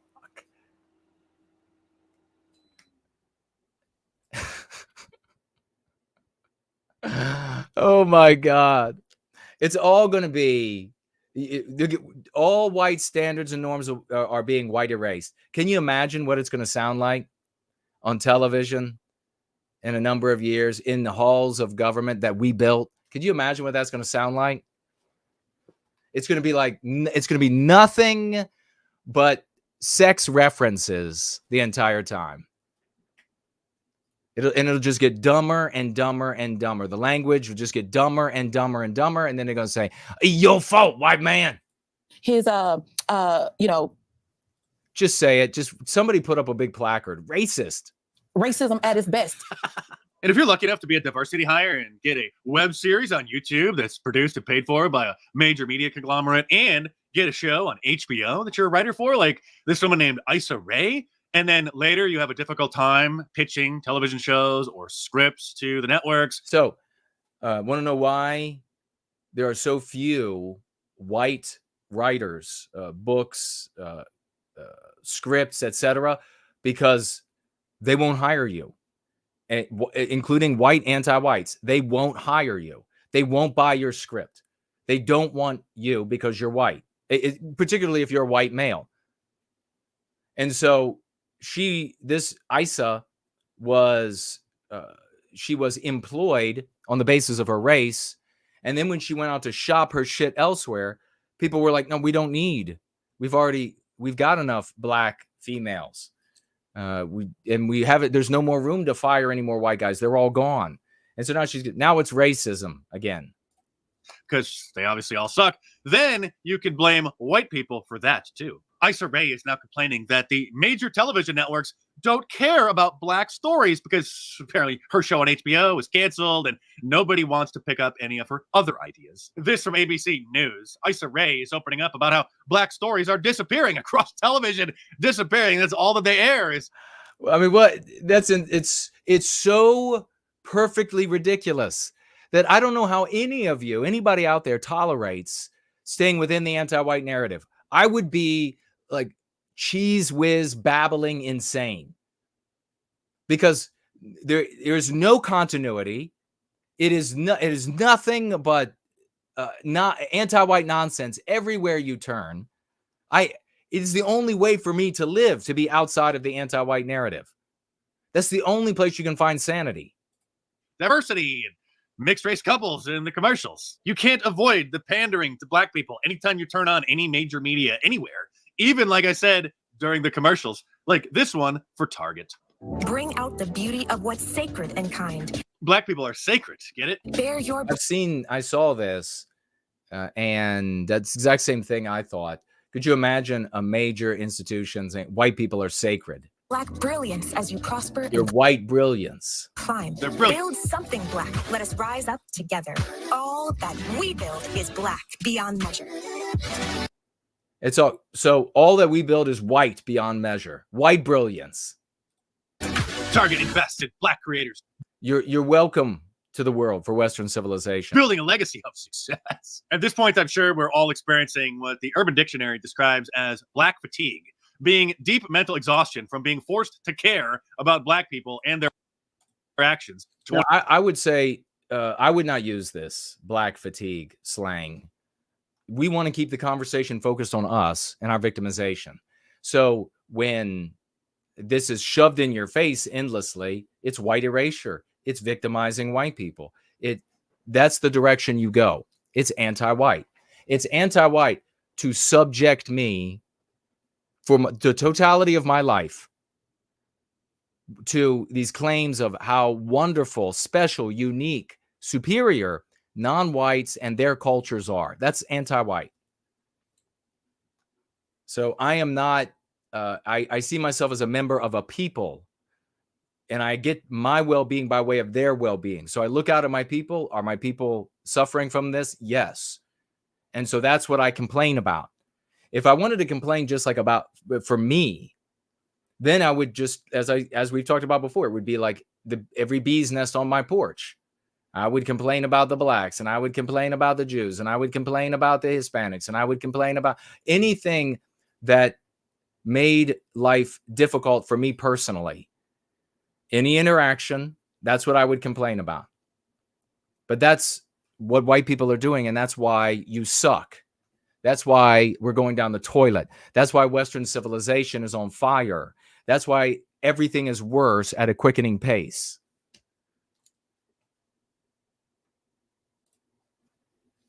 I'm going to take a quick look at the screen as we continue to march through these stories. We had, it's interesting because I wanted to show conservative guy. He's a content creator on Instagram, and he's got like 60,000 followers. Regular white guy. And I wanted you to hear his response to this black woman who said that white males should pay black females a giant chunk of their income, because it's instructive to see how, as a conservative, you go wrong.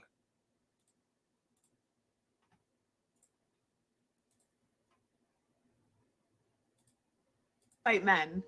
So I just saw a video by a black woman saying that in light of Black History Month, and in light of the facts that black women make on average 64% of the income of white men, Due to systemic and structural racism, that white men should donate the difference in their salaries to black women. Get ready for it. Take that difference and give it to some black women today. Now, that's an interesting concept. No, it's not an interesting concept. He's going to accept her claim as fact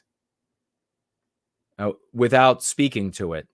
It's the unspoken premise of the argument that it's true that black females doing the exact same jobs as white males make X percentage less doing the job, and that is a result of systemic structural racism, etc., all these mean pathogens. He has just accepted that argument. This is how conservatives have been losing for us. So this is why conservatism has been losing for us, because it's too fucking stupid to defend its own life, or too average, maybe just say, to defend its own life.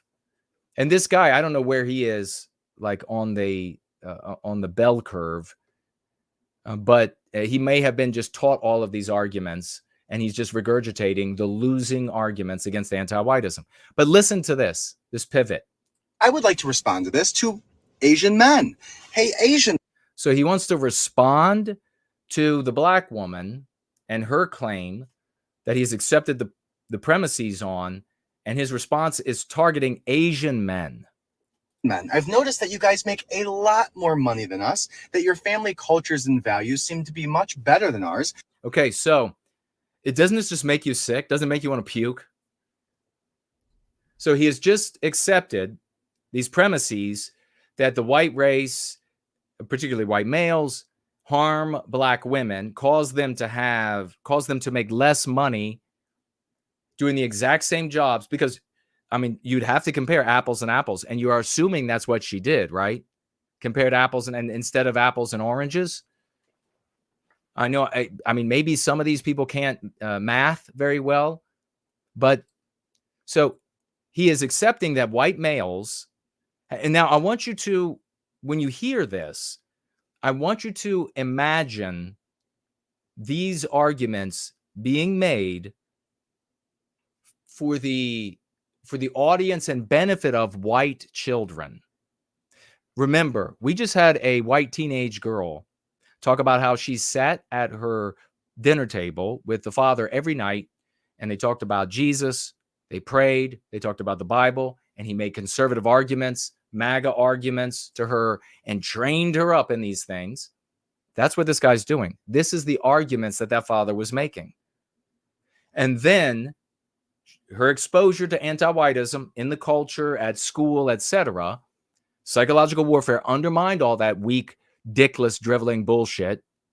And now she's an enemy not only of her father and family, but of all white people in Western civilization. So imagine the little children, the little white kids listening to this.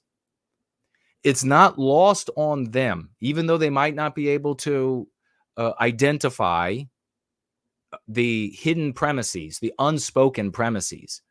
It's not lost on them that maybe their father, maybe their teacher, maybe their uncle has acknowledged those things as real by not pushing back on them, demonstrating how they're false, demonstrating how it's an attack on our identity. It's not going to be lost on those white kids. What they hear is white men kicked her dog. But this Asian guy can kick a dog even better. Or white men, you break it down any way you want. You can do it with any sort of metaphor you want. They're hearing that white males harmed this non-white woman. And that's okay because white males are inferior to Asian males. So maybe that's a little bit more explicit. That's what white children are hearing. White men harm black women, but that's okay because Asian males are superior to white males. So I think that you guys are doing a great job.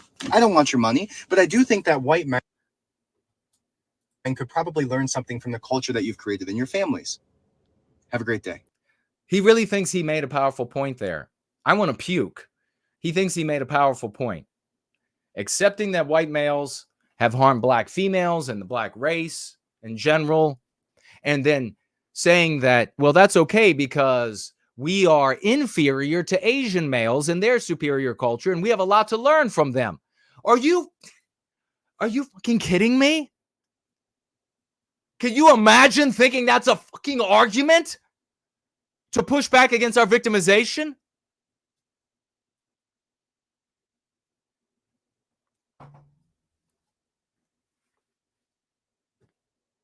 If you got thoughts on any of these people that we are addressing, tag me. And I'll take a look at what you're writing as I slide through the comments here. Come on, goddamn YouTube.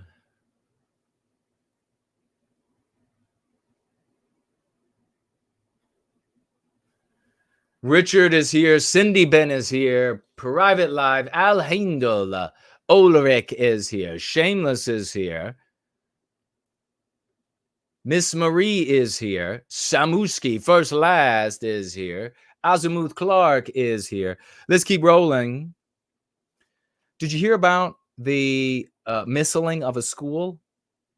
You probably didn't, and you probably won't. They were able to stop it in time. But isn't that interesting that when a school is about to get missiled with an RPG and it gets thwarted and there are ghost guns?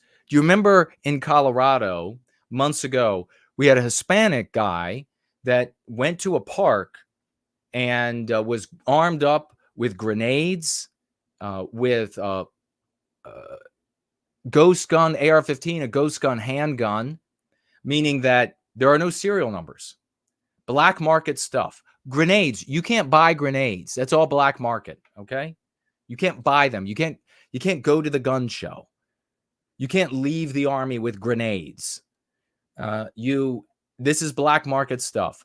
And the psychopathic anti-white Hispanic went to the park, broke in, somehow knew a way, like through a back way to get into this park, went into the bathroom to wait, and then underneath writing on the wall that in the article they said they didn't know if he wrote it or not, he said he couldn't do it. He couldn't go through with it, and then blew his head off in the bathroom, all geared up to murder shit tons of white people. Got another one all of a sudden. In California. Going to go to a school. Military contractor with high security clearance arrested after son, 14 years of age, threatened to shoot up school because of the ease of access to the arsenal of weapons, including RPGs and flamethrowers. Now, I don't know that there's an actual flamethrower there. I looked at the pictures and I saw what's called dragon's breath, which is various types of flame that will come out of the front end of a shotgun. So maybe that's what they're talking about. But they definitely are, or is at least, an RPG. An RPG is a Russian-made weapon that is a sort of shoulder-mounted missile or grenade launcher.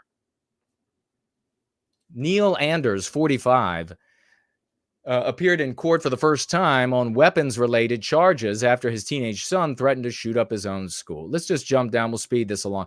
Here's Neil. And this is the type of goober.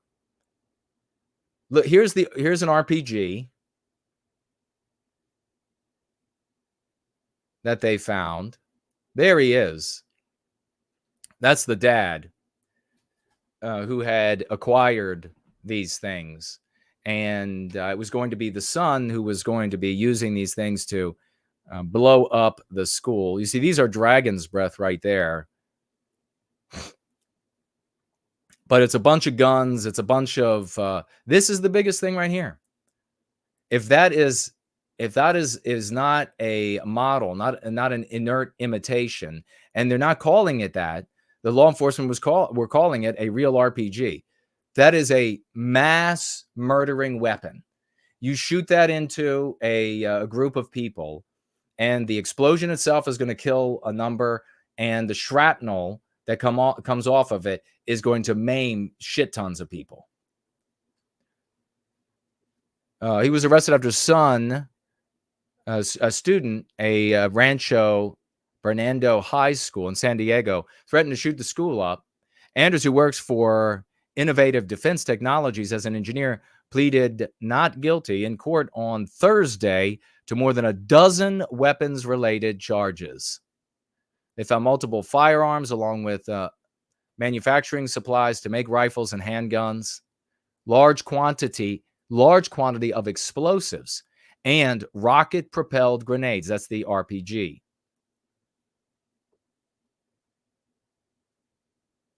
They have called him in another article a prepper.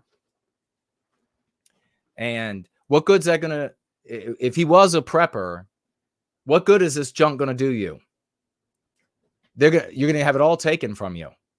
If society crumbles, you're not going to be able to survive. So if you're prepping for society crumbled, it's over. You've lost. It doesn't matter how many rounds, how many RPGs you keep. It is clearly the mindset of a selfish individualist, isn't it? Do you not see it on full display? The selfish individualism. Hey, if all these other white people buy the farm, I'm going to be okay because I will stack up shit tons of ramen noodle and I can get my hands on grenades and grenade launchers and transform my guns illegally or legally into fully auto. I'll be fine. When really they won't be fine. Because without civilization, you're dead. Ain't none of you living through it. Forget about it. Especially white, you're not living through it. This guy, this guy couldn't go a month without his meds. This guy is on heart medication. He is on hypertension. You could go down through the list.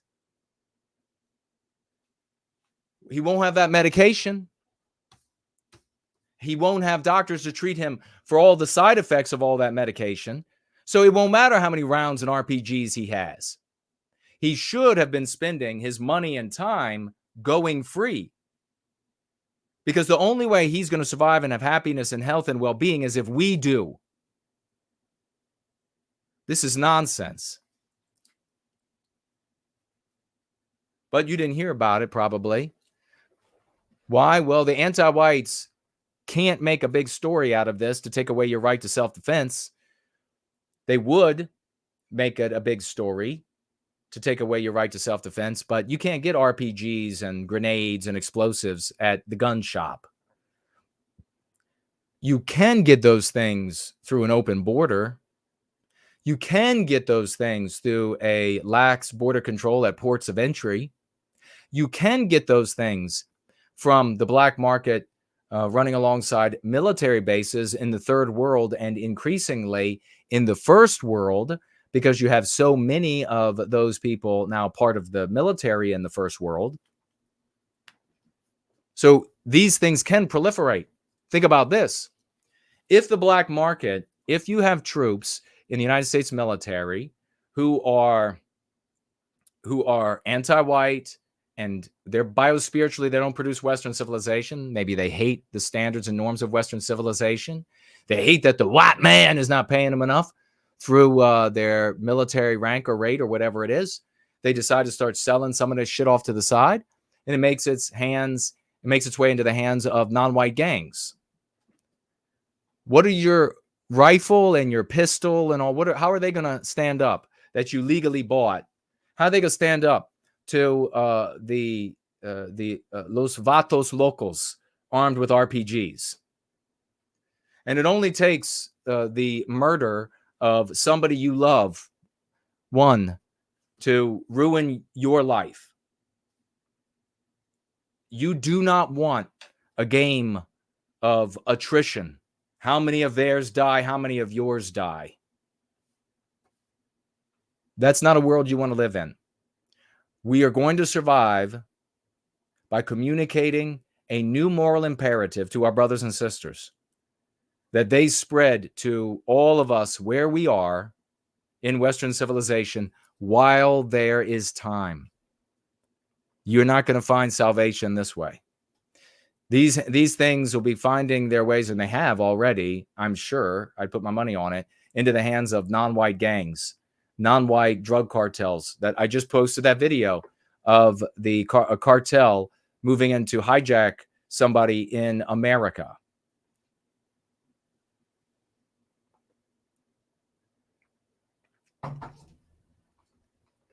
You're not going to live through that. You don't want to live in that. And we have the method to change that.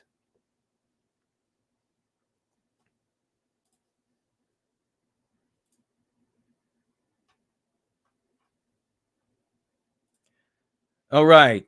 I'm taking a look at the live chat, and then we're going to get into a little lady who is showing a graph of several graphs of women in general, so not just white women, women in general, and how they're becoming radically more anti-white in percentage of them, going through the roof. And so that's more than a bit concerning. And this actual woman herself demonstrates how and why we've gotten there. So that'll be fun. Let me see what y'all are saying over here. Who's with us today? In service to white well-being, Ivan the Horrible is here. The Nameless One. Slaughtz is with us. Sing VV is here. Brian is here.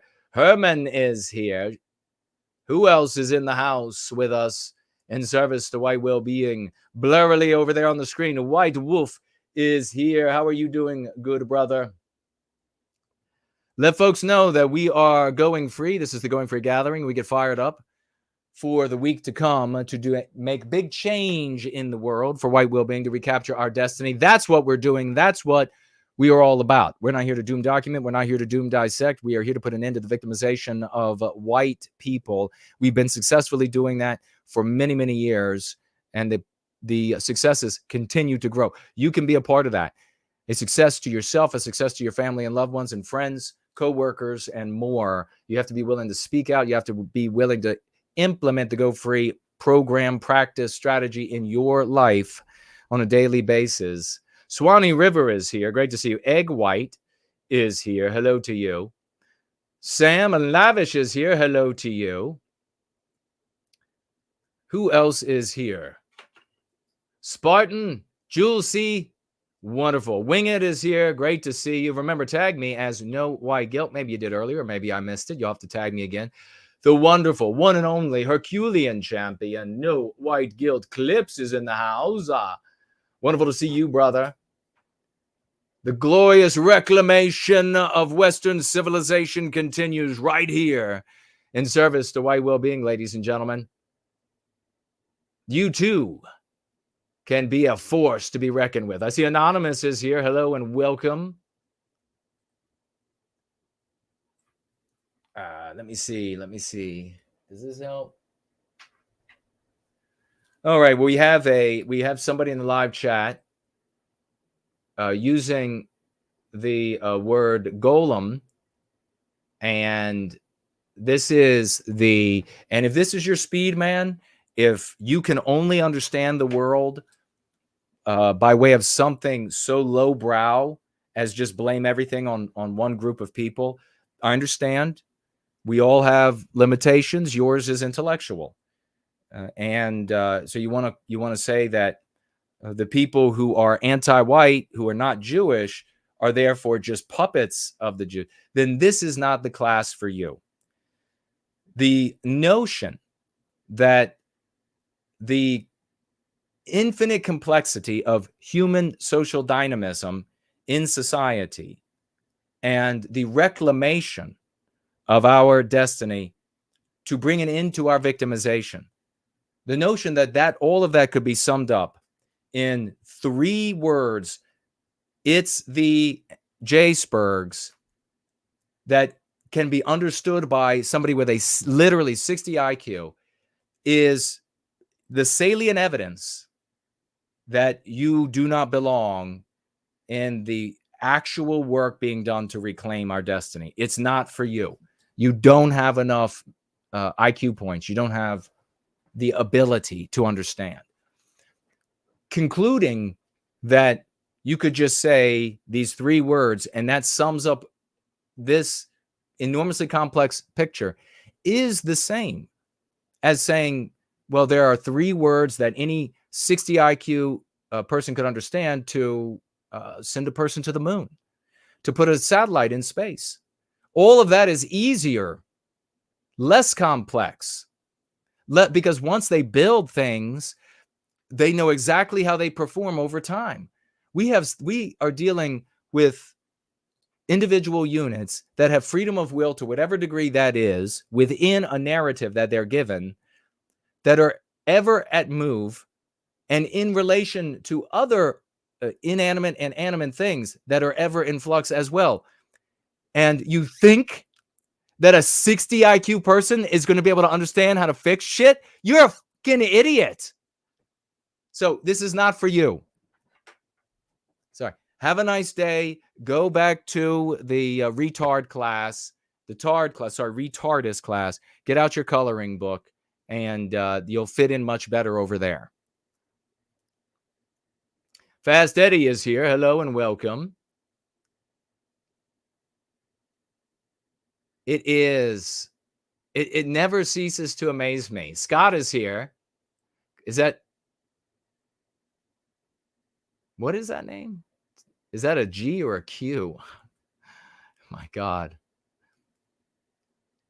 Red Dog is with us. Streaky Bacon is here. Hello and welcome. Hello. Welcome. Scott says, do you agree with Scott Adams' opinions on what he said now? Scott, I don't know. Tag me, please, and let me know what Scott Adams now said. I would like to know. Larry is here. Says, True Celt right here. Hello, everyone. Regarding the bald woman, says Slaughtz, her scalp builds up from recognizing her scalp. Blinds us from recognizing it even exists. So it can't look ugly. That's funny. It was shiny. Cassie is here. Hello and welcome.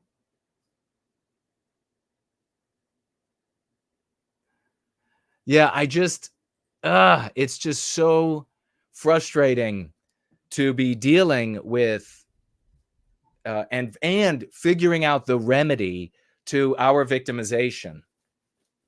And then to have these Dunning-Kruger, like living examples of Dunning-Kruger show up.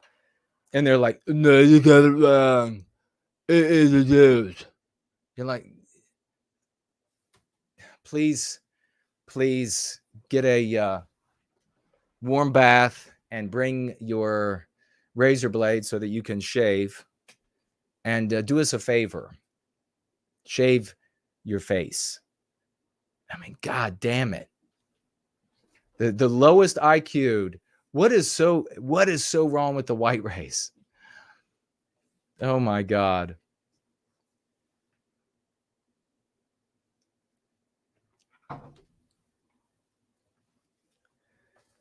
Maybe there will have to be camps in the future. I don't know.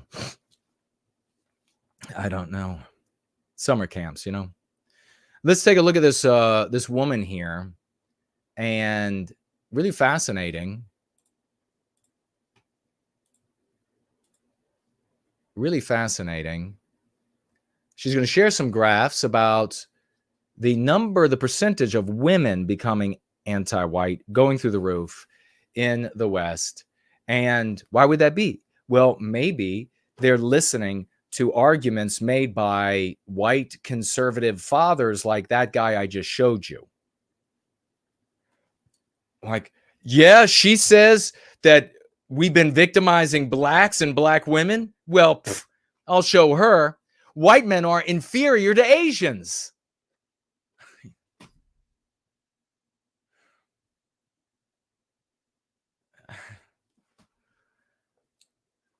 The level of stupidity. I got on one hand, I got these cuck whites that say shit like that. And on the other hand, I got these blithering, drooling whites that come in and they want to just say, eat the doughs. Don't you know, eat the doughs?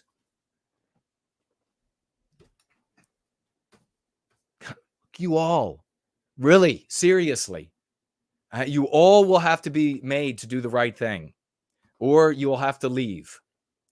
I've always said, I wished and prayed that someday there would be we would recapture our destiny, and somewhere in that process, there would be a big wall, and I would get to be a guy on the tower at the door. And I would say, no, I remember you. You're not allowed in. Oh, my God. The white, they just can't recognize somebody who is above their level, above their pay grade. Let's listen to this woman, and then she is a case in point of the problem with the white race. Let's listen. Obvious that women are the greatest threat to society right now. We're not allowed to say that. That is because women. She said, it's obvious that women are the greatest threat to society right now. And are turning the world woke. I remember my video on what the country would look like if only men voted. Okay, I'm ready to give up the vote. Take it away. Well, here's some more info. Well, the media would like to have you believe that it's men who are being radicalized and going conservative with gateway drug Jordan Peterson. No. I mean, could you imagine? Gateway drug Jordan. Like, you're going to go, he's your guy. That's what's going to say. White men are going to save us by way of being supplicants at the teat of crying Peterson, Kermit the Frog. She says, no, it's the white females becoming woke. They're waking up. Now, imagine how that lands on children. Children, when they go to sleep, they have nightmares. They realize that they're not in control of their world when they're awake. They don't have nightmares. They are in control of themselves, right? They are not disconnected. Sleep for a child, very much like death. Waking up, very much like life. And then their conservative parents are telling them that the people victimizing us are awake. But I really want you to, there's like a big double point here. So watch closely. Absolutely not. Absolutely not. Look at this chart. This is a chart of men and women ages 18 to 29 who identify as liberal. And what do we notice? Look at this, females. Young men and women who identify as liberal, 98 to 21. So the red is female, the green is male.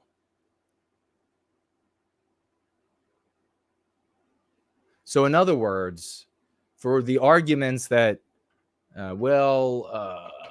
women, they are going to be more anti-white, more leftist when they're young, but then when they get older, they'll become more right-wing and less anti-white maybe, or right-wing anti-white. The percentage of females that are anti-white are skyrocketing. Look at that. Guys are staying about the same when it comes to being anti-white. Females going through the roof. Why would that be? because arguments based in emotion are the arguments that persuade, are the arguments that win. That's why.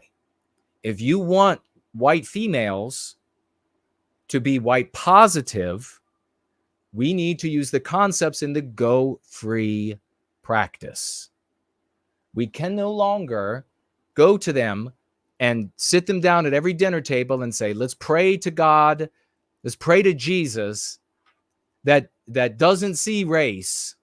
He doesn't see race. And let me tell you all my MAGA arguments, because and which are based in facts, which are based in hard truths very often. Like, hey, to keep our babies safe, sometimes that means we can't keep other people's babies safe. They have to do it. And maybe that means that they don't end up safe. Well, that girl ends up going to school or talking to her friends and looking at movies that's packed full of meme pathogens, anti-whiteisms, anti-white concepts that are based in emotion, that manipulate. And then she goes in front of a school board and declares open war on Western civilization, white men, her father, her family.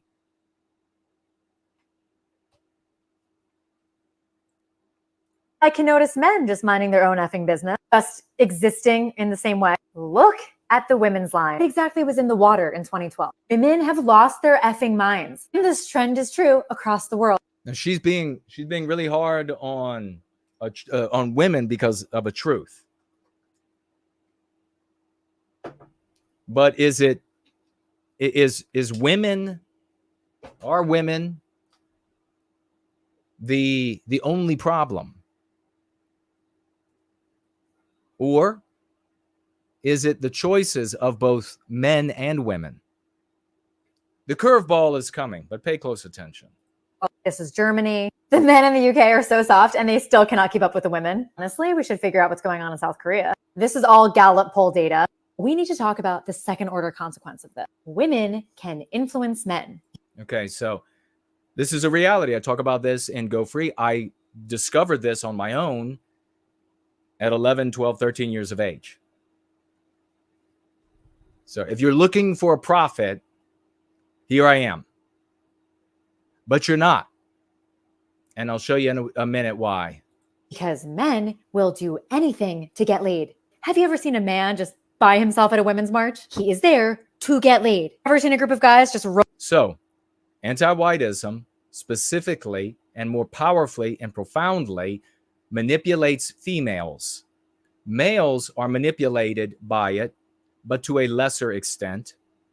And the gap is filled by women enforcing anti-white ideology to various degrees. It might be you go out on a date with her and she's conservative minded, but you say something about white people shouldn't be victimized anymore. And all of a sudden she goes, shh, shh, shh, shh. You don't get my pussy if you continue to talk out loud about that. Maybe it's at that level, but maybe it's at a different level. Maybe it's, are you going to actively burn down Western civilization? Because if you're not, then you're not getting between my legs. So women are enforcing anti-whiteism. They are the primary enforcers in lived experience, in our dinner tables, in our water coolers, in our lathes, in all of these environments. Because men are fighting to pass on their genes. And they will LARP, they will bite their tongue, they will grumble and walk away. And how much has that done? We lost at the dinner table, the West. You couldn't stand up for Neil Armstrong and go ahead and run down the list of our geniuses. Copernicus. You couldn't stand up for Da Vinci. You couldn't stand up for Nietzsche. You could just run down the list because you wanted to put some boobies in your hands. And the gatekeeper to the boobies was a female. You can look at these charts. What's going to happen to the men? Gen Z. What is going to happen to all these guys that want to put boobs in their hands and can only get boobs in their hands from females who are saying, you better toe the line for anti-whiteism?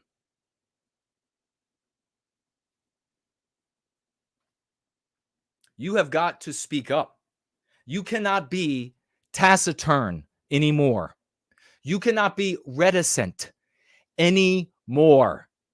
You have got to stand up with love, hope, and redemption at the dinner table. And if that means you got to go without boobies in your hands, then oh well, get over it. You can see the ramifications. You can see the outcomes for us. You can see how it's come to us from the past. And you can see exactly where it's going to go. Where the ass and hips waddle, Western civilization will follow. You could quote that. If they want to waddle into third world hell, that's where Western civilization will go. You have got to get to these young white girls with moral arguments, with the go free method.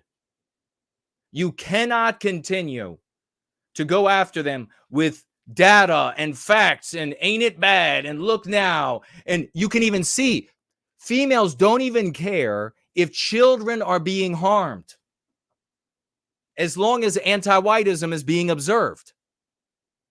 They will take their kids to a Satan's readings, female Satan with a dawning coated over a man or a male of questionable psychoses. They will take their babies right there. I remember forever in the white sympathetic sphere, the big arguments I had, which, by the way, there are slowly winds that are starting to blow in our direction. By the way, I don't want to get you overly excited, but people are getting more and more fed up with the status quo. But there were arguments that I had that if we can just get women to realize that the babies are being hurt,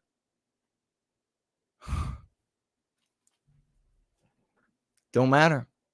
You don't have a people. There are so many parts to this. There are so many moving parts. A white woman will just say, not my babies. Well, me and my husband, we moved out into the exurbs. Now we grow a little bit of corn and our babies are fine. Oh, your white babies being butchered, eaten alive? Oh, well. Oh, well. I can't do anything about that because all we do is doom document all day long. All we do is doom dissect all day long. The white race needs a preacher with a tongue of fire. Male. And we have to deliver a moral argument that runs counter to and undermines anti-whiteism.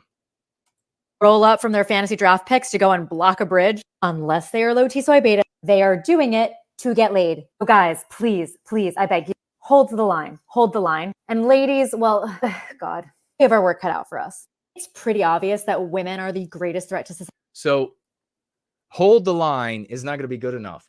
You ready for the curveball? This is how you all are responsible. Not the knights of the white table, but the general white population.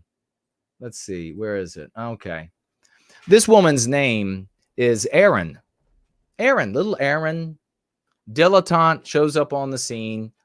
And let's just read for a moment what white people are choosing. Are they choosing the white man who invented the way to defeat the psychological warfare that's waged against us? Are they choosing the white man, the light-featured white man? Are they choosing that?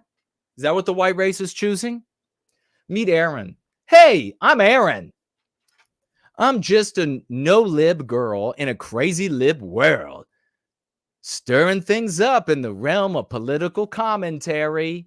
Since kicking off my TikTok journey, I'll tell you the date in a moment. It's been a whirlwind. It's been a whirlwind. It really has for young Aaron. My content has been viewed by millions, with reactions from the likes of Ben Shapiro, DC Drano, Date Right Stuff, Jack Martin, the Young Turks, and featured in outlets like the Daily Mail UK. I've since expanded to Instagram, Twitter, YouTube, and a daily show on Rumble. Plus, I've had the chance to share some of my thoughts in The Federalist, The Blaze, and Tablet Magazine. There are more, too. There are more.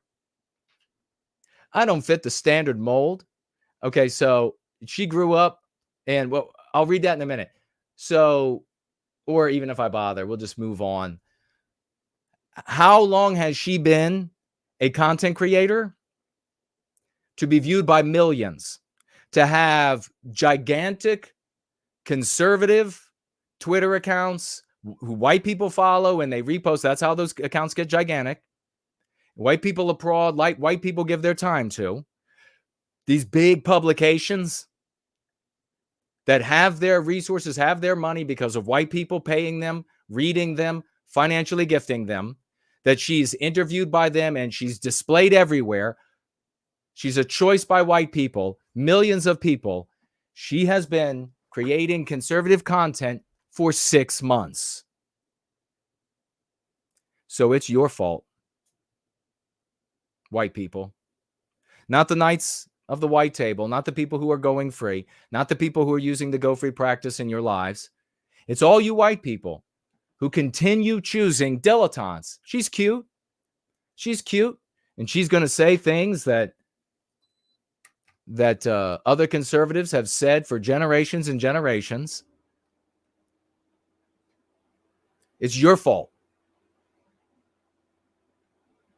You're not demanding proper leadership. You're not burning down those faux leaders. You sub to all these motherfuckers. You read their shit. You use the words these motherfuckers use that continue to harm us. That's Aaron. Meet Aaron. She decided, and you know what? Her benefits from being a female in Western civilization, and she appears to be white, and I assume that she identifies as white. I don't know, but I assume that's the case. But the benefits that have accrued to her because of the discrimination against white males are colossal. She got into one of the most challenging schools to get in. And was that because she had the grades? The Wharton School of Business? Was that because she had the grades? Or was it because she was a collateral beneficiary of the victimization of white males? Then she was hired at Goldman Sachs. Was that because she deserved that job? Or was that because they were not going to hire a white man, so they gave it to an attractive white female? So her whole 20-some years of life, when she hasn't given a shit about the white race, she hasn't done shit for white people.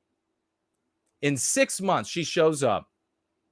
And I mean, God bless her for saying some non-lib things. God bless her for getting out there to say some non-lib things. But if this is what the white race is going to continue to follow, there's no fucking hope. There is no hope. There's nothing I can do but provide and freely give the tools that change your life personally, that I studied, that I created, that I adopted, subjecting to the scientific method, dedicating my life to, in intellectual and physical combat for our people since I was a child. That's all I can do. And if, the millionaires and the billionaires or whatever aren't going to come along to force you to have to hear from me, and you all don't decide to follow a real man and a real leader, but you're going to follow a little girl, or you're going to follow somebody who's going to just blame it all on another race of people, there's no more I can do. There's nothing more I can do. How many views does she even have here? Because every white person that comes across her are going to immediately follow who's a conservative of any variety. It's a female saying it. She's cute. Gotta follow. And then if you're going to follow a white male, it's going to be like the one I showed you a little bit earlier. Ha, you're saying that we victimized all black people? Well, I'll one up you. Asians are superior to us. You're going to have to find a way, folks. You're going to have to find a way. I mean, I'm doing as much as I can. Doing as much as I can. I think I'm making a pretty big contribution. You're going to have to find a way. Meet Aaron. How much you want to bet Aaron is not going to be getting married anytime soon? How much you want to bet Aaron is not going to have like a real solid boyfriend anytime soon? How much you want to bet? How many Christian girls have you come across on TikTok or on Instagram that are just talking about their love for Jesus Christ all day long? And you can say the same thing. There are just far fewer of them in general for European-derived religions doing the same thing. They're just they just can't wait to start a family. They can't wait to find that man that the good Lord wants them to have. It's just not going to be now because they have like 39 million guys patting them on the head. They're going to say something a little Christian, a little conservative. They're going to get the followers. It'd be all right if people like Aaron made videos about people like us to actually help people, to force her audience to say, look, this actually helps. You know, Aaron could say that she's a cute girl, a smart girl, a bright girl, and she's going to share conservative opinions in the face of these anti-whites. But this is the actual formula that works. This is the actual formula that changes. She ain't going to do that. They never do. Why would they? They want the adulation. So as much as she's saying, oh, these damn women, it's the argument of it's these damn women to get a bunch of simping guys to be like, oh, good girl. Yeah, you agree with us. A bunch of simping guys. Oh, you're going to say, you're not just going to side against the guys like all the other. You're going to actually point out the bad things that women do too. Good girl.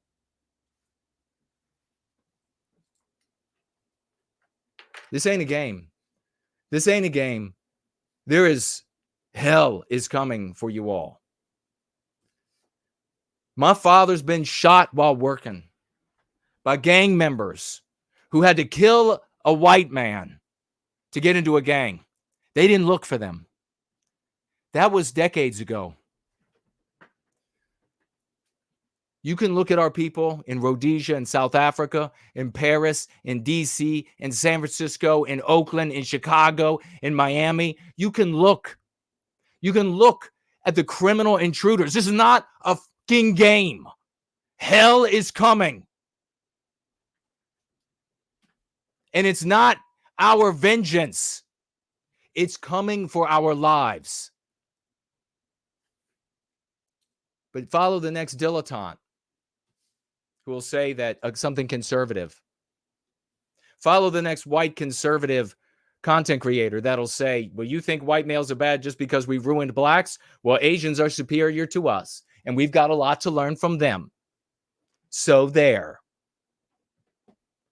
You go ahead and keep following people like that. And it's over!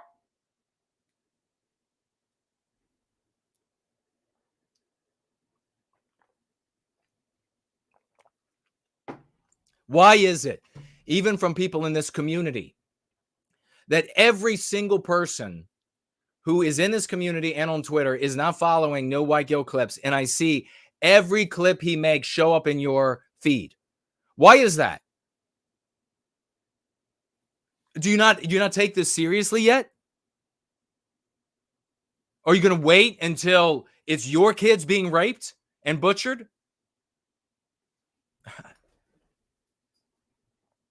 6 months. She's been at it. 6 months.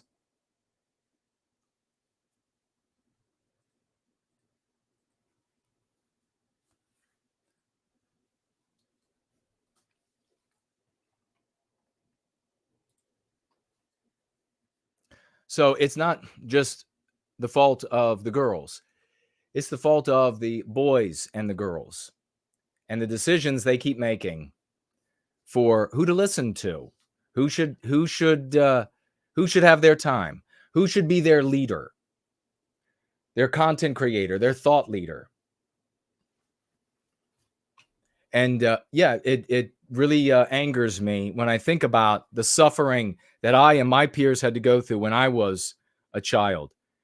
And at that time, thinking about the suffering that my siblings who were younger than me would have to go through.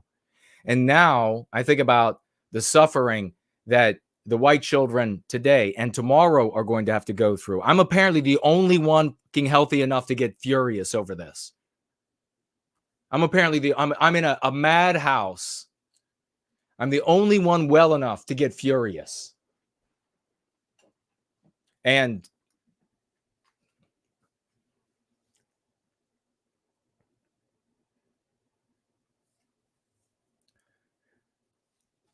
maybe these decisions, maybe there needs to be a new view of how, I mean, all these white women are voting. All these 18-year-olds are voting. Skyrocketing anti-whiteism. And then you're going to go blame other people because those who will do that are too dumb to understand the actual complexity of the phenomenon of anti-whiteism. And you think by twiddling away with your sticks in the dirt that you're going to be able to build a cathedral. Go to hell.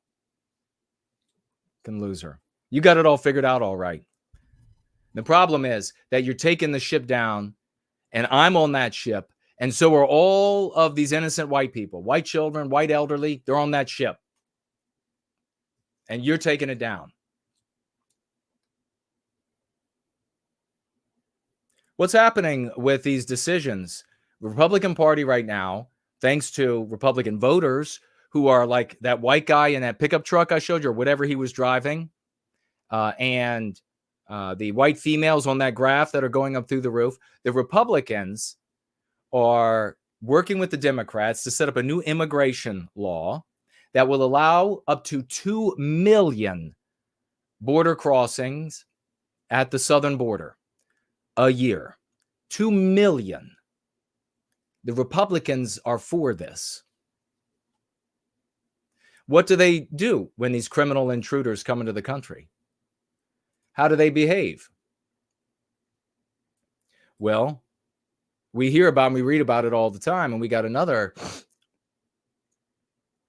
example of it recently with their attacking.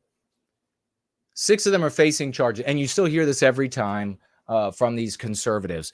They're like, well, 99.9% of them are wonderful, glorious. How the fuck do you know that? How do you know? They broke in. I mean, could you imagine living with somebody and here you have somebody breaking, and here you have like 5 guys breaking the house. They come in through the window and you're sitting there and you're like, what the? And the guy beside you is like, well, they're 99% likely to be good people. Are you kidding me? Do you need a short rope and a tall tree? 6 facing charges in connection with assault on police officers in Times Square. Y'all saw this. Beating the shit out of law enforcement. Kicked him right in the face and in the head. If they will do that to cops in broad daylight, what will they do to you? What will they do to your wife, to your husband, to your children, to your mother, to your father? Does anybody matter to you? 6 people, most of whom are believed to be asylum seekers, are now facing charges in connection with Saturday night's caught-on-camera assault of an NYPD officer and lieutenant At least 8 more are being sought, according to police. 8 more. Yo Henry Burrito, like burrito, Yo Henry Burrito, was arraigned Thursday afternoon with bail set at $15,000 cash. He is the first of the defendants to be held on bail. So the others have been released. And then I guess for some reason, just allowing criminal intruders to attack and beat the shit out of law enforcement and then letting them go after their arrest, I guess that was a little too discordant for the anti-white voters, because your vote don't mean shit. White conservative person or whatever you consider yourself don't mean anything. It don't mean anything. So even anti-whites, it was a little too much for them. So they decided, well, geez, this next one will have to actually have bail. We'll actually hold this one. It won't be released with no bail. This one. Police and prosecutors from Manhattan District Attorney's Office are investigating whether the first 4 defendants who were released without bail subsequently boarded a bus to California. Why would they go to California? Oh, yeah. Because things like sanctuary cities and states are allowed. If we had a defense against, you just accept sanctuary environments, don't you? Because the anti-white narrative tells you have to. If the federal government can wage economic war on Texas, if the federal government can wage economic warfare on every single state that pushes back against anti-whiteism, then it sure as shit can wage economic warfare on California, on Illinois. Whole state, shut off all the money. You get nothing more from the feds. Nothing more comes back to your state. They're all dependent on it. Every state is now. Education, policing, as everything. But no, they could just head over there. It's just taken for granted that they get to have these sanctuary places. And so they're going to head from one sanctuary environment where their pictures are everywhere, not from the actual beating, but just in case you didn't see. When they were released, they're face forward in the cameras, flicking off America. And that's you, white America. That's who they're flicking off. That's who they're giving the bird to. That's who they're telling to go to hell. And why would they act any other way? They broke in. They have no respect for our laws. They have no respect for our customs. They have no respect for our norms. And that means they have no respect for us. Of course, they victimize us without a care in the world. But because their pictures are splashed everywhere, and they still have a little bit of concern, because remember, the places they came from, the El Jefe might show up and like blow their mother away for their misdeeds, might kill one of their siblings, might beat one of their siblings in their search for them. So they still have that sort of built. They don't know that they would be handled with kid gloves in the West. So they decide to travel to California. You know what else they do? On CNN, it was really funny. Because they had a panel, they were talking about this, and they revealed that, well, there are gangs of these criminal intruders, and they are stealing, and then they take the loot and they go down to Florida to sell it on the black market. Why is that? The host asked. And the guy, not knowing how to be anti-white enough, revealed that, well, they know that they'll be arrested there. And that they'll serve time in Florida for their crime. I mean, this has been known 3 decades ago. The NRA made a video where they went into the prisons in Florida and they asked the prisoners, all these, it was just like swarms of Hispanics and Puerto Ricans and, et cetera, that they interviewed. And they were asking them, why do you keep targeting the European tourists? And to a man, they said, because they don't have guns. We know they don't have guns. They didn't say, and the NRA would not have asked, because everything's anti-white, do you feel that white people have no value? Are they dehumanized in your mind? Are they evil? Are they, and then, because they do. You know that's their opinion of white people. You know that the race of their victim is considered in every crime against white people. So I'm not even going to bother to show the video of them flicking off the cameras. You saw it, or you can find it online. They were released. They beat the hell out of these police officers. They were arrested. I guess there were 4 released without bail. And you can see the cops sprawled out. And they were trying to disperse disorderly group on 42nd Street when the physical alteration occurred. We're continuing to investigate the incident. A statement from the DA said, we now have additional video surveillance that was not available at the time of the arraignment. And bullshit. And are continuing to speak to witnesses in order to determine. So anti-white, non-whites, because they wouldn't care even what an anti-white white person said, are showing up and calling the police station and calling the governor and calling the mayor. And they're saying, what the F is going on? You're already giving all of the gibs away to these people now. Now you're going to let them beat the cops up? And that means for me and my community that they'll be allowed to do similar and worse with impunity? Jay Bishop is here. Slaughtz says... I guess they both, Jay Bishop and Slaughtz, were talking with the great clips.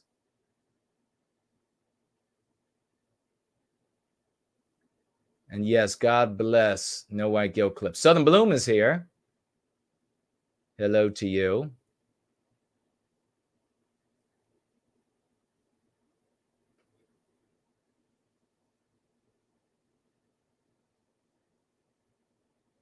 Slaughtz poignantly putting the situation in a nice crisp package. You don't prevent criminality by destroying legality. Absolutely. And you can look at, I was looking at this. California, I think it was San Francisco, paying people to not murder. I'm not kidding. Here's the actual punchline, though. The program to pay people to not murder was implemented in 2021. Apparently, it didn't work. You can't even pay monsters not to murder.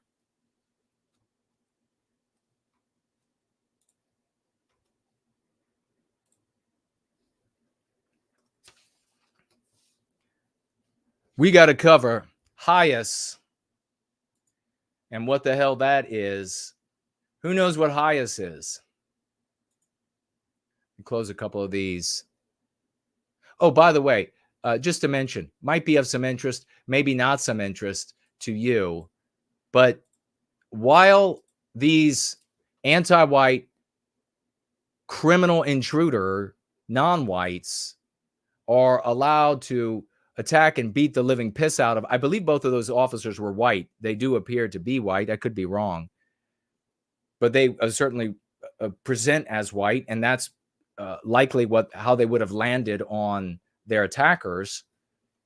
While they are allowed to beat the shit out of police officers and with impunity, just be released, no bail, Daniel Penny is still on track to go to prison.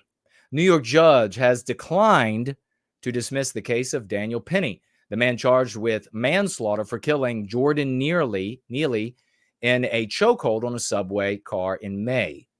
The New York County District Attorney's Office said Wednesday. Penny was charged with manslaughter after putting the 30-year-old Neely, a black man, experiencing homelessness, a anti-white, non-white, who was telling everybody on the train that he was going to murder them, and he was going to be, even if he had to die doing it, and these other claims. Look into it for yourself. Make sure that I'm remembering it accurately. Neely then, where the ex-Marine went and put him in a chokehold. By the way, fucking totally celebrate Neely, yeah, for doing the right thing at that moment, subduing somebody who said he was going to murder everybody, irrespective of the consequences, right? Doing the right thing. But what in the hell is wrong with white people? They suddenly start saying a Neely for office and Neely. I mean, I could see that in some cases, this is just like an expression of a celebration for the guy or support for the guy. But what the fuck? He put a guy in a chokehold. He did the thing that white people used to always normally do. Everywhere when somebody was breaking our norm that we felt inside of ourselves, our customs, our mores. He's not your next leader. What in the fuck is wrong with the white race? God, there's so much. There's so much. I mean, you all remember Stick Man, and I called him Chopstick Man because he had an affinity for Asian women rather than white women. And everybody suddenly, they were making like, it was nothing but endless video montages of this clown. My God, white people. All right. So Neely is his lawyers moved to have the case dismissed based on some really sound argumentation, and the anti-whites in power just fuck no. Nah, he's going to go to jail because he's going to die in jail. He's going to be like that police officer. He's going to die in jail. We'll just make sure of it. So that's penny for you. While these absolute monsters flicking the camera off. Don't get mad unless you're going to do something real, like begin going free. Don't get mad. Don't start using racial slurs. You need a real man of the West to punch you in the mouth if that's what you do. So you can grow up and stop being a boy. You know, reminds me of in Africa, as we pull up this next story. Then don't you dare blame everything on Jews. Oh, no. I looked into this mess. I've looked into it before. Maybe we'll bring Grace on to talk about it in the future because she's researched it in the past as well. Come on, Entropy. God damn it. What the fuck? If you financially gifted me on Entropy, I'll get to it at some point. All right, it's working. God damn it. Every little thing. Every little thing. Turn around. It's another stupid thing getting in the way. Already hard enough to get to a bunch of brain dead white people to get them to do something productive for once. But I looked into this, and the Jews are only a fraction of all of these groups bringing foreigners into the United States and into Europe. Here's what works for you low IQ tards out there. If we say no more victimizing white people, then that stops the victimizer if they're white Christian or if they're Jews practicing Judaism or atheist Jews or atheist white people or whatever. It stops them all. So if any of you continue down that road, we know that you're just anti-white. We know you're just anti-white because you want to run off all the good white people so that they continue in those 9 mind-numbing circles that we were watching, taking a look at. We're dipping our toe in.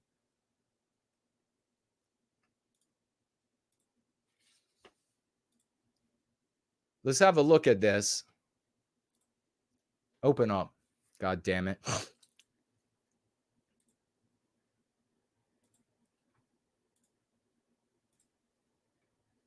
Center for Immigration Studies. Biden administration sends millions to religious nonprofits facilitating mass immigration. CIS examination of one subset, 200 plus NGOs helping a mammoth UN-led immigration assistance project reveals pass-through taxpayer funding of the worst mass migration in U.S. history. Now, folks, so you realize it is difficult to track how much money is coming out of your pocket to facilitate white erasure in the West because they don't get their money from just one department in the federal government.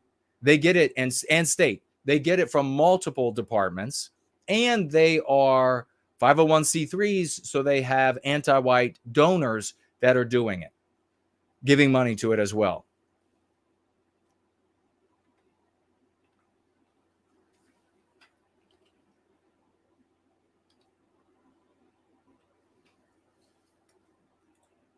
This is the Hebrew, and the whole reason for bringing this up is because on one publication, I don't know if this is true or not, could not find this information anywhere else. But on one publication, it says, revealed Ben Shapiro contributed over $100,000 to a migrant intruder trafficking organization in 2022. HIAS, welcome the stranger, protect the refugee. Here's another thing to consider. I remember at some point, and we can look back and see if it still holds true, that HIAS was bragging about bringing non-Jews into Israel. So if that's true, or if it's not true but it's public, it's researchable, you can find it, and HIAS is saying they did, whether you think they did or not. If you're in a conversation with somebody, say you want to bring over somebody to white well-being or white positivity in general or white sympathy in general, and the guy's a billionaire or a millionaire or whatever, super talented, really connected, you want to bring him over.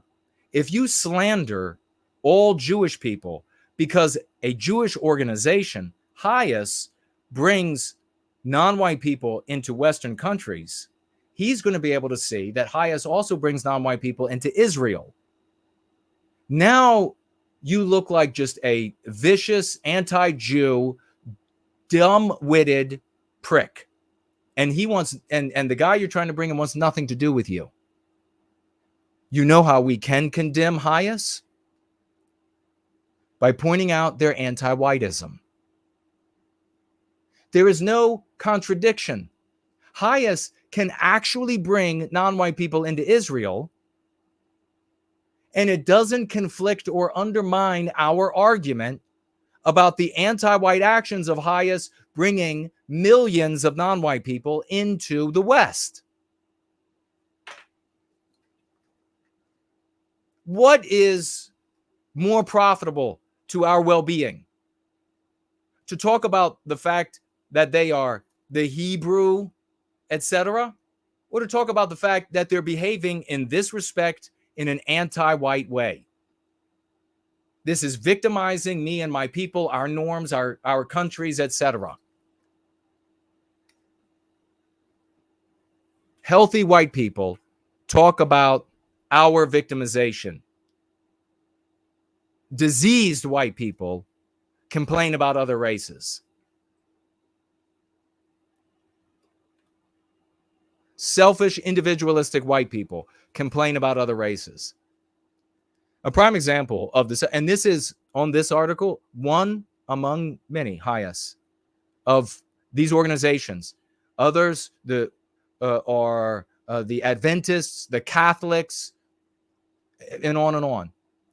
Catholics, I mean, there is a massive web of Catholic churches that facilitate within the United States, moving these people all over the place. That's anti-whiteism. It's not Catholicism. A prime example is the self-described Jewish American nonprofit organization HIAS of Silver Spring, Maryland, which, by the way, is right up the road.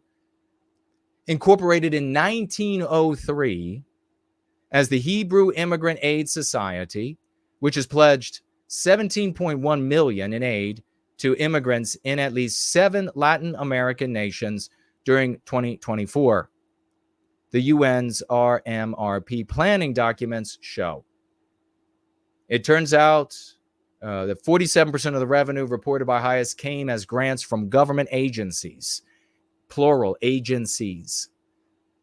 And that means the rest is coming from anti-white private donors. The majority of that sum is from the State Department, the State Department, but some also from the Department of Homeland Security, according to the group's tax filings and other sources, with the balance coming from a mix of major corporate sponsors. So you have corporate entities as well, and other sources. But there can be little question about the origins and purpose of at least some of HIAS's $17 million pledge to the UN's Latin America Migrant Trails Project. Last year, see, if you were in office, if we were in a healthy country, we could declare the actions of this organization anti-white, and they would have to amend what they're doing or have their status, their tax status, their indeed the actual filing for their existence just taken away. Indeed, the people who are participating in it charged and then, if convicted, serve sentences. You're not going to be able to do that on the basis of their race, because white people find that disgusting. Furthermore, and more importantly, this problem of anti-whiteism is not resolved with this idea that everything is the fault of Jews. It is not.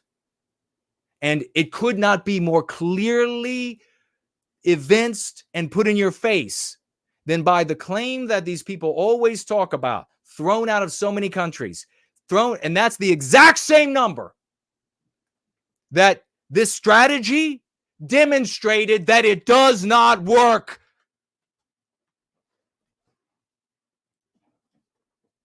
But here's the question. Is Benny Shapiro a choice that is made by white people to follow? Is Benny Shapiro actually helping to finance in colossal sums this new trail of tears from Latin America and the third world globally? According to this article, and you'll have to research it for yourself, we'll see if others can turn anything up, but neoconservative anti-Trump commenter Ben Shapiro gave between $100,000 and $500,000 during fiscal year 2022 to the Hebrew Immigrant Aid Society. Former Utah U.S. Senate candidate Sam Parker revealed on a post. So where did he get the info? Did he get the info from these people and they're getting the info from him? I don't know. In addition to receiving support from globalists like Shapiro, HIAS also is on the federal dole to resettle dangerous migrants from third world countries into the U.S. So I'm curious, actually, if this Sam Parker is going to talk about all the Catholics that are involved, and all the Adventists, and all the Baptists, or is he just going to talk about the Jews? Because I'm really at the point of thinking, you know, when it comes to HIAS, the kind of Jews that I could see financing HIAS that would intersect with us are anti-white Jews, specifically Jewish people that are anti-white who want to bring non-white people into the West. I can see anti-whites of all races financing HIAS or these Catholic charities, etc., to do the same thing. Anti-whites of all races to do the same thing. I could also even see Israel as a state financing HIAS and other entities to bring non-white, anti-white jihadists into the West for the harm that it will cause more liberal Jews, less nationalistic Jews, nationalistic for Israel, in the West, the harm that it will cause them to strengthen the argument of the jingoists in Israel. I could see them doing that as well. All that matters to us, all that should matter to us, is how does this undermine and harm Western kind and our civilization? That is where we put our foot down. That's where we say enough is enough. And I'm at the point now of thinking that the people who, and I mean, I guess I'm not at the point, but maybe at the point where I will articulate it more, that it's anti-whites and particularly the most powerful anti-white whites, anti-white Jews, anti-white blacks, who benefit and who therefore push the continue to blame everything on the Jews argument, who continue to push it's all the Jews argumentation, because that keeps actual resistance to anti-whiteism utterly crippled. So if Sam Parker, if he has made posts and arguments about organizations facilitating the push of bringing all these anti-white non-whites into the West, specifically in the United States, and he's giving all his time to Jewish groups, I'm going to guess he's getting paid by anti-whites to do that. I'm going to guess he is being broadcast, he is being promulgated by anti-whites to do that, whether he's aware of it or not. We just have to start calling these people out for the threat that they are and for the puppets that they are.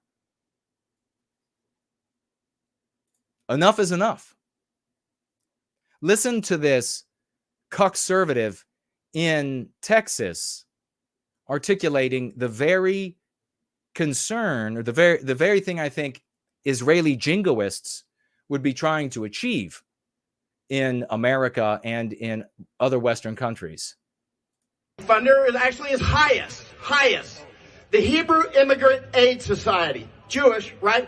This is quite. Now he's going to be careful about that because he's a cuck. So they worship Jews. Remember, if you bless Jews, then God blesses you, right? So he's pointing out this organization, HIAS, that's doing this. Now listen, where his concern lies. Quite interesting because they are actually funding the people. They're going to come to places like Fort Lauderdale. They're going to come to places like Fort Lauderdale. This is a white guy up there speaking. At least he appears to be. Synagogues, and they're going to scream, Allahu Akbar, and they're going to shoot the shit out of them, right? And they're and all these white people are cheering. They got their phones up, they're videotaping this fat slob up there who is terribly concerned that HIAS, a Hebrew organization, might be inadvertently harming Jews in America. You know how many Jews are getting in front of cameras with massive Jew audiences that are videotaping and that are up there saying, oh, for God's sakes, these people are going to come in and harm white people. Zero. In fact, maybe the Jews that are out in front are anti-white, who are talking about conservative ideals like Shapiro, and then potentially also funding the groups that bring the people in. And Shapiro, of course, said that he doesn't care about the browning of America. White people are making the choices to listen to him. They're making the choices. They're also making this choice that I'm going to share.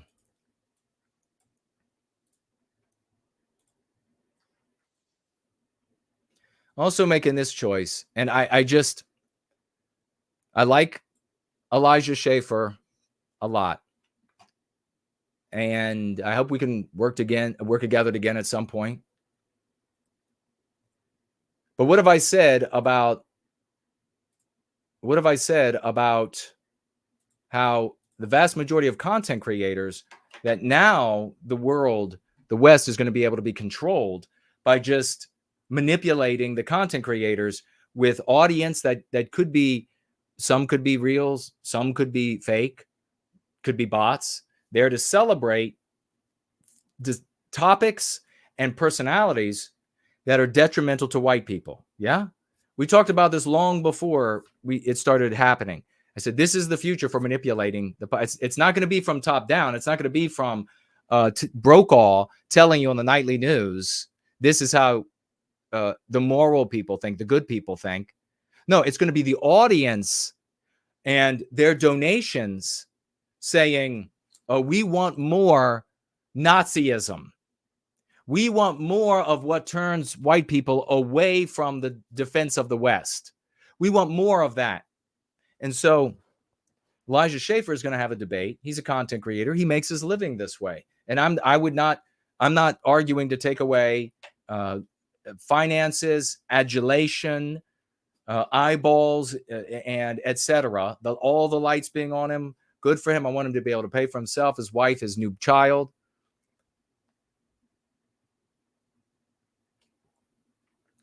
He's having a debate. I don't know does anybody know what the last debate was about on his channel? Brought in 500,000. I'm going to bet that the majority of these people are not bots, which is not to say that there can't be bots, and they can't be all the time asking for this destructive person. Let's put it this way. If the internet was strong back in the 80s, what was that guy's name? Gee, his name always slips me. The guy from War. Maybe it'll come back to me. But if the internet was robust enough back in the 80s, they would all be demanding to hear from that guy. And then the subsequent the great guys that were going to revolutionize, they were going to take it all back and everything. But they were actually the most destructive. That would be what the audience would be shouting for. That's where the creators that would invite them and preach to their audiences and adulate those personalities, those would be the people that they would get celebrated for. Guaranteed. Guaranteed. So let's take a look at what Elijah is looking for briefly here. I need your guys' help. I have a debate planned about white supremacy and white identity coming up. So just to get this right, he is conflating white supremacy and white identity. We're discussing whether white supremacy and white nationalism is... Okay, and white nationalism. So he is conflating it. Now, in the media, this is what anti-whites have done. So people come to me and they get all bent out of shape. They'll say they're a white nationalist and they don't think any of X, Y, or Z. What have you. They're a white identitarian. And so you can't let them have that name and what it means. They have already told the population what it means. It's not me denying you. Grow up, you fat slobs. It's me speaking truth to you so that you don't step on the landmines. You can improve yourself so that we can save our race. We save our civilization. So Elijah, being a bright guy, knows what's in people's heads. He knows what is in their minds. And so white supremacy, white identity, white nationalism, one and the same.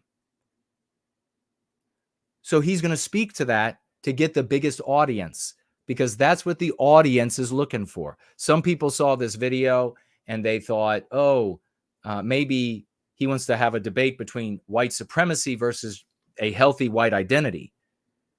And then Jason would be perfect for that. I would be perfect for that. But that's not what the debate is about. Is the best path forward for Western countries, or whether we should go down the path of multiculturalism and diversity. So the debate that he wants to have, and he says he already has two people to argue for white supremacy.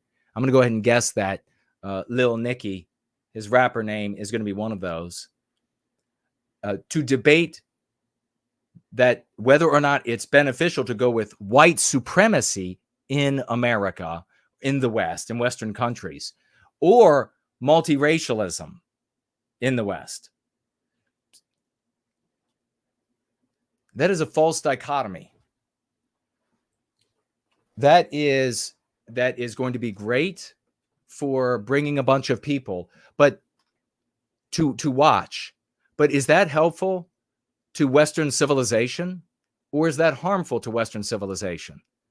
Is that more likely to bring in good white people with money, with talent, with resources, to tell them that if you want the opposite of multiracialism, not even calling it anti-whiteism, if you want the opposite of that, then you have to be for white supremacy? And what that means in their minds, what they've been taught over the course of their lives? I already have 2 people on board to advocate for white identity, and I'm looking for 2 more people who are articulate and can argue against white supremacy, against white nationalism, and or argue in favor of diversity and its benefits. If you know 2 people that could be on that debate, we're planning on having a very large audience. It'll be aired everywhere. We had over 500,000 views on the last debate, and we want to make this one equally as big and impactful. Please tag them below. Please don't say that. The word impactful is not a real word. People use it, but I mean, just to my ear, it's like an ugly faux word. If that's you, feel free to tag yourself as well, and we'll send out some invites. Again, this is going to be a fantastic debate, and we're looking for some opposing viewpoints to really tackle this question. Let me know if that's you or you know someone down below. So, I like I said, I like Elijah, and he's setting up a debate. The last one had 500,000 views. You won't be hearing from anybody like myself who can do something positive for our brothers and sisters, who can actually benefit Western civilization. No, it's a debate between white supremacists and white supremacy, and whether or not, and its attendant names, white nationalism, white identity, which we actually know are 2 different things per the research of Jardina. But that is what's being presented as one side versus the multiracialism argumentation of what is best for Western civilization. The end is coming. The end is coming, and if we don't make enough noise and we're not big enough, then you'll get to see it in your lifetime.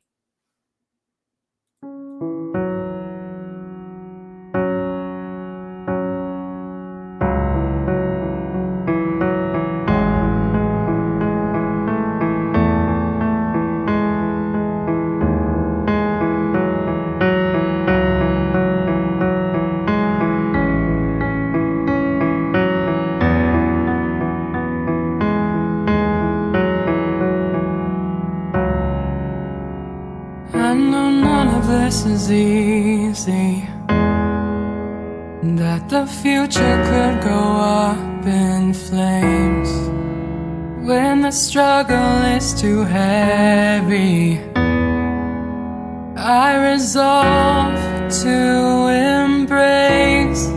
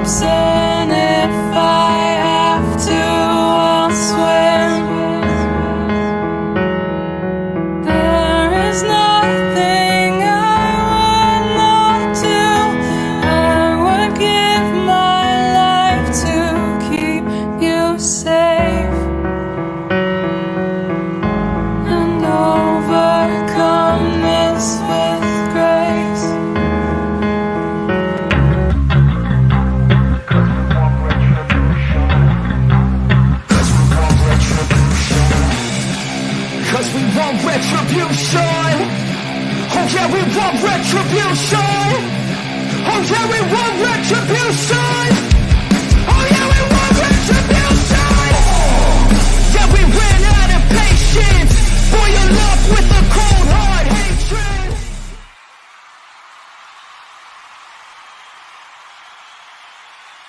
Doing things to celebrate folks who are actually doing things, swashbuckling. It's the first Sunday of the month. Make sure you get out your raucous emojis. We're going to head on over to the honors roll call, beginning with the all-stars of the honors roll call. God bless these people. Honors roll call and the all-stars. And we begin with, on the all-stars, let's see. We have no white guilt clips. In the all-stars of the honors roll call, we have Joseph over there. On the all-stars of the honors roll call, we have user 57. Please celebrate raucous emojis. Show these people some love, making it happen in service to white well-being, ladies and gentlemen. We have Mother of Victory over there in the all-stars of the honors roll call. And now to continue with the rest of the honors roll call, we have, based in Florida, Hartman is there, as well as user 58. June is there, and we have Joseph is on the honors roll call. So is your LG. So is Tamara over there on the honors roll call. User 15BB. Mavarint. Zenozak is there. So is Greg. On the honors roll call, we have Happy Cat is over there. Did I mention as part, or did I mention or forget? I think I did mention Joseph as the all-star. Yes, I did. We have Brad C on the honors roll call. Thank you so much. We have King Petrus. Save Western civilization now. And Wingit is over there. All-star GDA is over there on the honors roll call. God bless every single one of you. And we round out the honors roll call here today. If your name was not mentioned and you are a financial gifter on one of these platforms, then reach out to me. Make sure that you're still financially gifting over there. Rounding out the final of the honors roll call, we have, let's see, Alexander is over there. And we have Hendrix N on the honors roll call. And Riot Skid is over there. Big raucous emojis. 007 saluting. How do you get on the honors roll call? You give financially on a monthly basis without having to think about it. There are several platforms you can do that. You look in the description below to find those platforms. We will honor you every single month for your financial gifts. All stars are those who give the largest amounts over on those platforms. You know you've made it when you start getting your name read as one of the honors roll call. Big salute to everybody in service to white well-being by way of the honors roll call and the all-stars over there. Give it up, ladies and gentlemen. You know, every week there is no end to this man's tenacity. He is the Franklinator. This is real. This is all new. None of these are repeats. This man is a machine on planet Earth. There are legends about him and legends about those legends. Give it up for the number one, the only, the most impressive Franklinator, conquering the world. We love you, brother. You are absolutely epic. Thank you for all of your service. I want to give a big thank you. We had a bunch new raucous emojis, 007, for all of the champions who are making brand new memes, especially I've seen West making new memes and others. I love them. Please celebrate those people and everybody who are in the trenches every day to make it happen, in those live chats for content creators, in the threads after the fact, on the audio only, the audio and video, on different websites, on news sites. You all are doing the battle. You are recapturing our destiny. This is the way we make it happen, with the concept that liberate us from the chains of anti-whiteism. To every single one of you and for all of you, let's get some swashbuckling flags. We'll celebrate it and we'll be right back.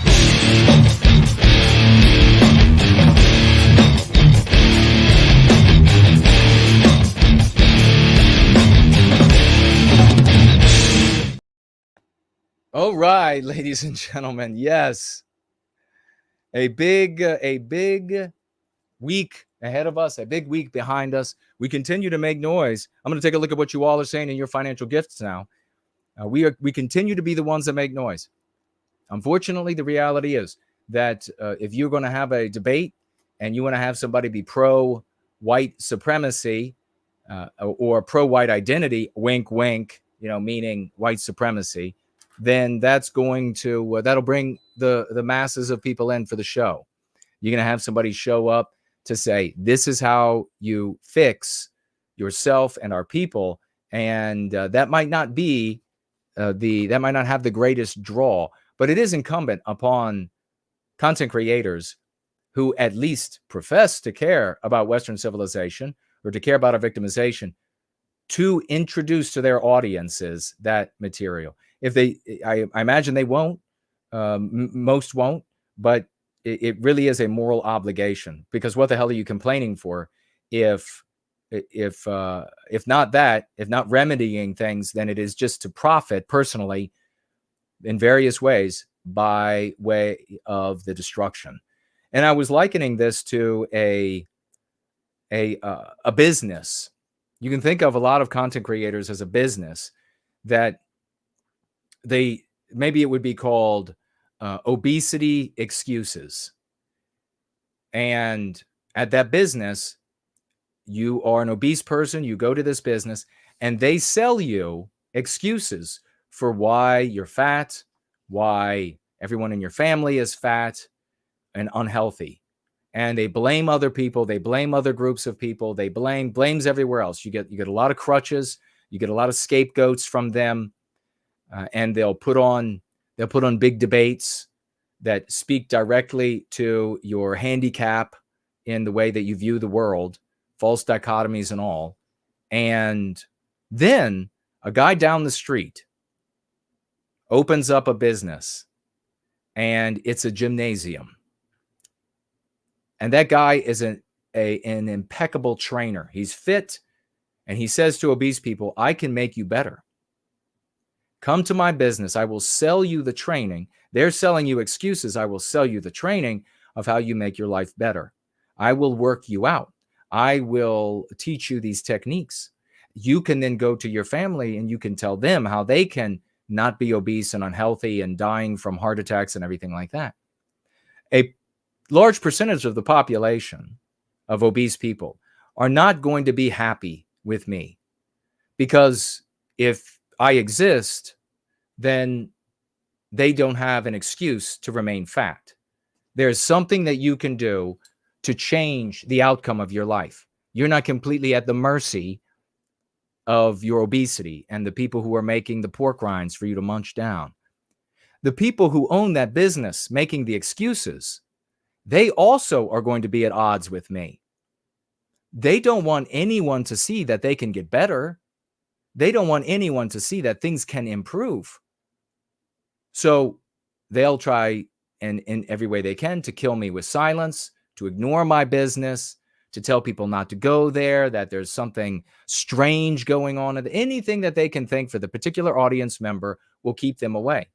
And then as people go healthy, as people are fit and they're no longer obese and they're leaving and they become examples of this, these content creators are going to create even more excuses and direct even more hatred and more silencing. They don't want that to be a glaring refutation of what they're doing, which is to tell their audience of obese people, you can't get better. It's because of the pork rind producers. If it weren't for the pork rind producers, you'd be fine. And so if people are going down the street and in spite of the pork rind producers are getting healthy, that's a glaring refutation. So if you think about it in this way, you see that your average customer, which is what these people are that head over to those environments, they're just customers. They're buying excuses to remain the way they are. That your average customer is going to be reluctant to engage in hard work, working out, eating right, staying away from the pork rinds, they're not going to want me to even exist, because they would rather have their lazy boy inside the obesity excuse business and chow on their pork rinds while the content creator of their choice tells them why they have no control. The content creators are at odds with me and the strategy that improves people's lives for the aforementioned reasons as well. That's what we're up against. So I appreciate everybody who is going out and suggesting me, and please continue to do that, because it's going to, at some level, there's going to have to be some need or some outcome, rather, I should say, of people seeing and receiving me as who and what I am, to be a bulwark and to push back against the slanders, the misrepresentation. So big salute to everybody who's doing that. And I'm helping to explain how it's functioning to maybe help you understand and figure out a way to push back against it. So let's continue into our Go Free lesson of the day right after we celebrate the financial gifts that have come in thus far. Over here on Entropy, a legend, a god has returned. He was just here with a wonderful thank you so much on Friday with a financial gift. We launched It's a Comedy, Damn It, officially, audiobook. And he's back again already. Another $50. Please, let's give it up. Big raucous emojis for Dude Bro Moment and his Herculean sacrifice, his Herculean dedication to white well-being, no matter what. No matter what. A true gentleman man of the West all the way for white well-being is what he writes. Ladies and gentlemen, please celebrate this champion. God bless you, Dude Bro Moment. We also have, keep it going. Keep the raucous emojis and celebration going for Mr. Bloom, who I haven't seen in a while. God bless you. Mr. Bloom is back. $20 financial gift. Big thank you. Big thank you to both of these guys. 95s for both of these guys, please. 95s in the live chat. 95s. Mr. Bloom writing with $20. He says, hi, Jason. I hope you're doing well. Apologies if you've been asked this question before, but are you aware of Ron Unz? I am. He's someone I've been looking into recently, and from other interviews I've seen him in, it would be very interesting to see you both in conversation, in my opinion. Just a thought, God bless. Well, I will talk with him if he will speak with me.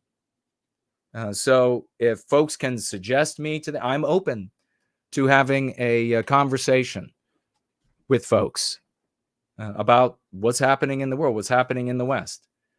You're not going to find, another thing that is, of course, problematic for interviewing, and thank you very much for that, Mr. Bloom, is that people are fearful in an open conversation of being outthought, if you will, and outshined. It's just a reality. So that's a challenge as well. And they fear, there are people out there that fear that. Maybe he doesn't. So I would love to have a conversation. So I really appreciate it. Mr. Bloom in the live chat. God bless you, brother, and great to see you. And thanks to everybody celebrating. Lunder was talking with Kenny Smith. And we need to find out, because I don't know if this is the guy that I have heard about that is like a hardcore Nazi, or if he's somebody else. So I'm open if somebody knows, if they can find out. And I got to get back to Lunder wrote me back, so I have to look at that as well. Thank you, brother, for that. Azumut Clark, and yep, first last, I see you again. June is with us. Hello and welcome. June. Promethean Kitchen, personally, I think we need to bring fat shaming back. I'm trying to lose weight as well, Yeah, you've inspired me to want to work hard at the gym, so thanks. Well, you're welcome, brother. And yeah, it's just be healthy. Be as healthy as you can be. Why? Because of many reasons, but not the least of which is that if you're going to be a man or woman of the West, that means you want to be as active and as productive and as effective for white well-being as you can. That means that you need to have a nice foundation, a place where you can live that is safer than not, an income that is something you can live on, and health as best as a human can get these days, so that for all of these reasons, you can be effective for white well-being. That means effective for yourself. If you are really unwell, if your weight or what have you is like out of control, then you need to focus on that. You need to put like 90% of your effort on that, 10% on promulgating white well-being until you get that more into a healthy balance, into a healthy state. We don't need to be, we're not going to be able to all look like the golden one, but you don't have to be a glorious lion, if you like the way I did that just there. So well done, Promethean Kitchen. Thank you. Let's do it. Let's be healthy. Let's be healthy and recapture our destiny. You were about to get a call. You were about to get a call from me on Skype, says Slaughtz. What's this now?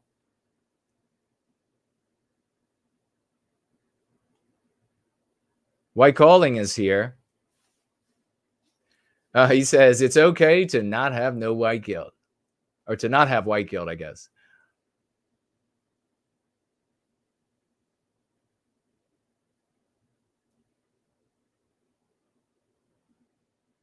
That means just scrolling back right now. Okay, I think I got everybody that tagged me.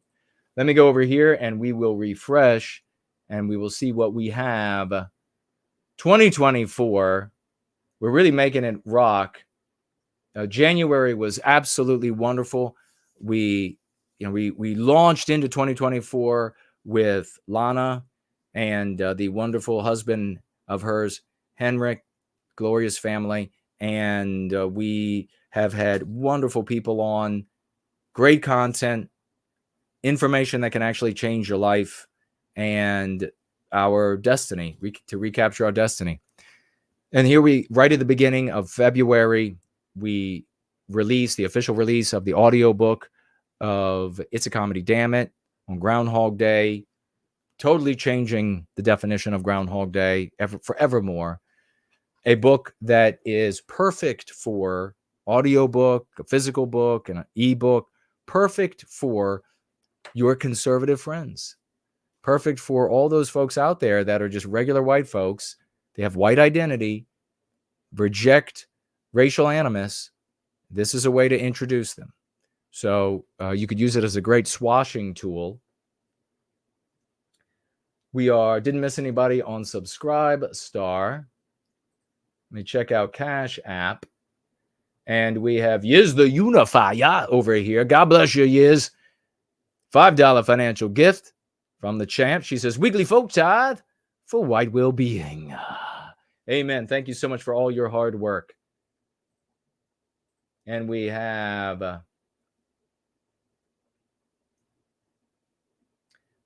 can I call you Mike? I might be forgetting your screen name. But we're going to celebrate. Big celebrations. Quadruple 07s for Mike. Financially gifting 50 white well-being dollars. 50 of them. Everyone to protect, a shield before the babies of the white race. Protecting them. An absolute army of white babies protected by the 50 white well-being dollars. And he says 07, big 07 to you, my brother, over there, saying everything he wanted to say with those 50 white well-being dollars. God bless you. And whoa, folks, keep the raucous emojis going. Drop in the crowns from Mike And the gems from Mike and the 95s in the live chat, making it rain. Gems, ladies and gentlemen. That's what we do in service to white well-being for Mike. And we're going to keep it going for First Last, who has financially gifted 100 white well-being dollars over here. Such a champion in service. He's like, who? First Last. Financially gifting 100 white well-being dollars. And he says with those dollars, got Georgism?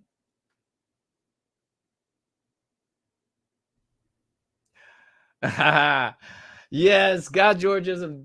God bless him. He's here. $100 financial gift. Loving life. Ready to change the world. Thank you all so very much. On a mission, ladies and gentlemen. We are on a mission, and we're going to be opening up the Twitter space here right soon. And you can participate on that Twitter space if you would like. And what shall we name the Twitter space? Any ideas? Anybody have some ideas for the Twitter space? Over here on D Live, we have Spartan. Let's see. Spartan financially gifting 1 ice cream cone of cryptocurrency. God bless you. Thank you, brother. Over there on D Live. And Spartan asks, what would you say to a young, fresh out of high school white male that wants to join the U.S. military? Well, it really depends. I would say if you're going to join the military, if that's the route you want to go, you have to go, you feel compelled to go. Like, I felt it was my duty. You know, understand, of course, that the government is anti-white. You're not going to be fighting for Western kind. You are not going to be fighting even for America. So if you could get into the military and get an education as far away from combat as possible, so that when you come out of the military, you'll be able to go into the private sector and be a veteran, and maybe because of that, have a little bit of forgiveness for being a white male and your training also. Maybe even if the military has job placement, so a guaranteed or virtually guaranteed job for you when you get out of the military. I would not think that you would want to remain in the military as a career, but maybe as long as you are away from the combat, because the last thing you want to do is to go have your legs blown off for some anti-white objective. Last thing you want is to go die for some anti-white objective.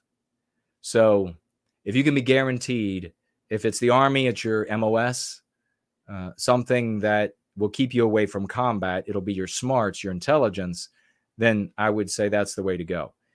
If you still have like an urge to learn combat, to learn weapons, you're going to get a basic education. You can do that on your own. You could do that in private. You can find clubs. You can find online resources for all of that, where you're not going to end up getting an order that will take you to a combat zone and have your legs blown off. So I'm not of the mind that says just flat out, nobody go to the military.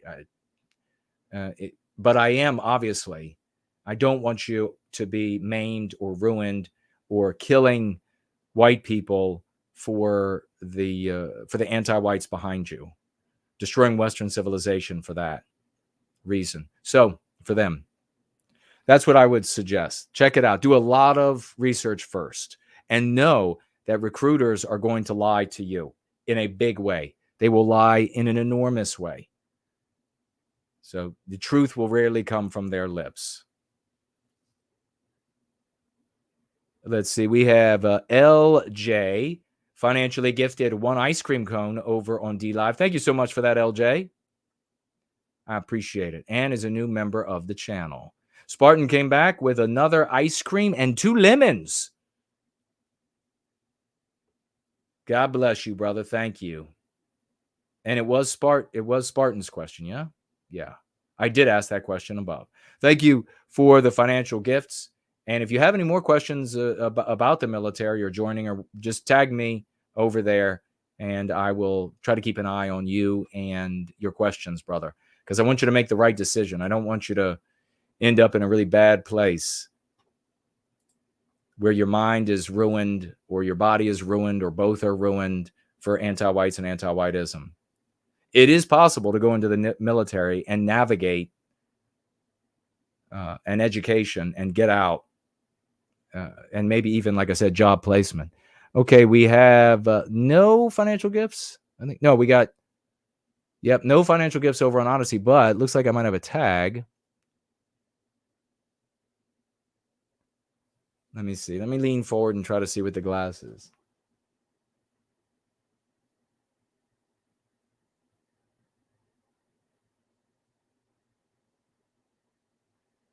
All right, this person who slandered me in the comments on a previous day is asking if I heard about the U.S. sending billions to Israel and Ukraine, and then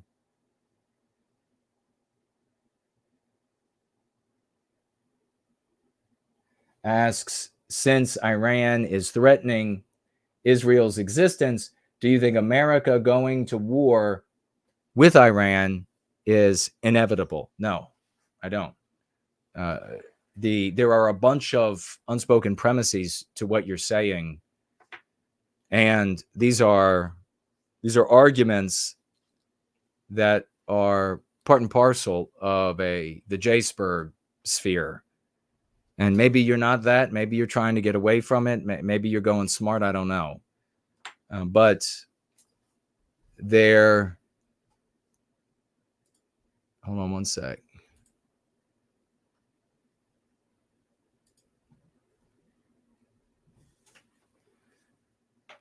The idea that Jewish people control the world, with the exception of, well, it depends on what J-Sperg you're talking to. Sometimes J-Sperg will say that, oh, they control Russia too. But I guess like Iran and North Korea, and then sometimes they'll say China is controlled by them, and sometimes they'll say no. This notion, since it's wrong, there are many incorrect conclusions that derive therefrom. The United States will continue to finance Israel, Ukraine, etc., because anti-whites at all levels operate the government, and we the people, really, it doesn't matter what we have to say about it. So that's going to continue until we change the moral imperative that informs every law, code, decision, etc. You don't have a chance until you change the moral imperative, the social moral imperative. So I don't see, because Iran doesn't want to be at war with America, and they will capitulate if it ever gets to a point where it's sort of like brinkmanship, because the people in charge of Iran want to remain alive and in charge. It would have to be against the wishes of and actions of Iran, in my opinion. Let's find the Twitter space. Did anybody come up with a...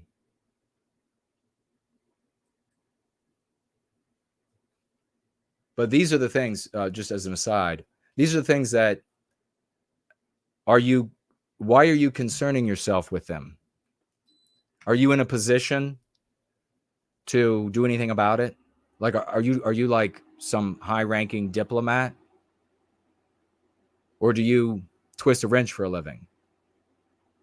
Psychological warfare that is used on us cripples us by keeping us focused on things that we can't influence, things we don't have, and looking into the future or looking into the past. Those are the tools of the psychological warfare that is quintessential to anti-whiteism and the opposition to anti-whiteism that has been inflicted on us. So you sit around all day long. I mean, I look up on Twitter and I see all of these groups having these Twitter spaces with big audiences, and it's all conversations about those things. What we can't influence, what we don't have, the future or the past. Nothing substantive, nothing that we can do now. We have something that works here.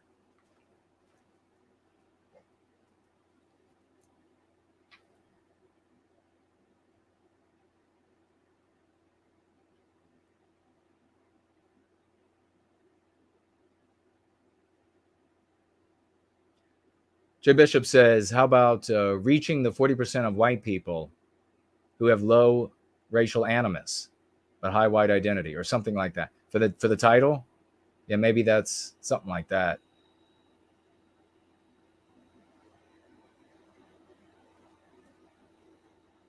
Bobby is here. Jason, were your eyes tested for astigmatism? When I had my eyes tested for the first time, the optometrist almost skipped over it. Really? I don't know exactly, to be honest. They just shrugged their shoulders. I mean, I had 20/15 vision. I would read the line underneath the line that you had to read, and then even get some right at the line below that. And then when my vision started to go, they were just like, eh. You know, it fell to 20/20, and then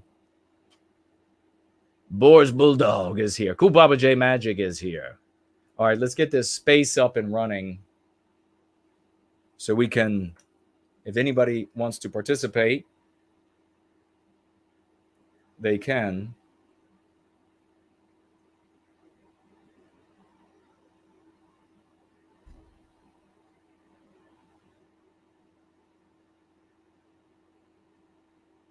So let's see.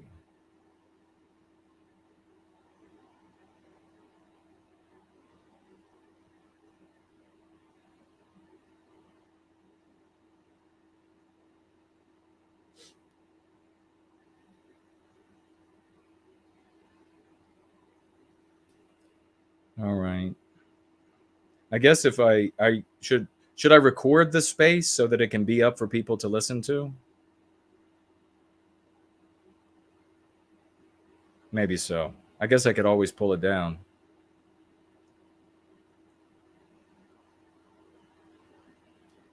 You are all invited. There we go.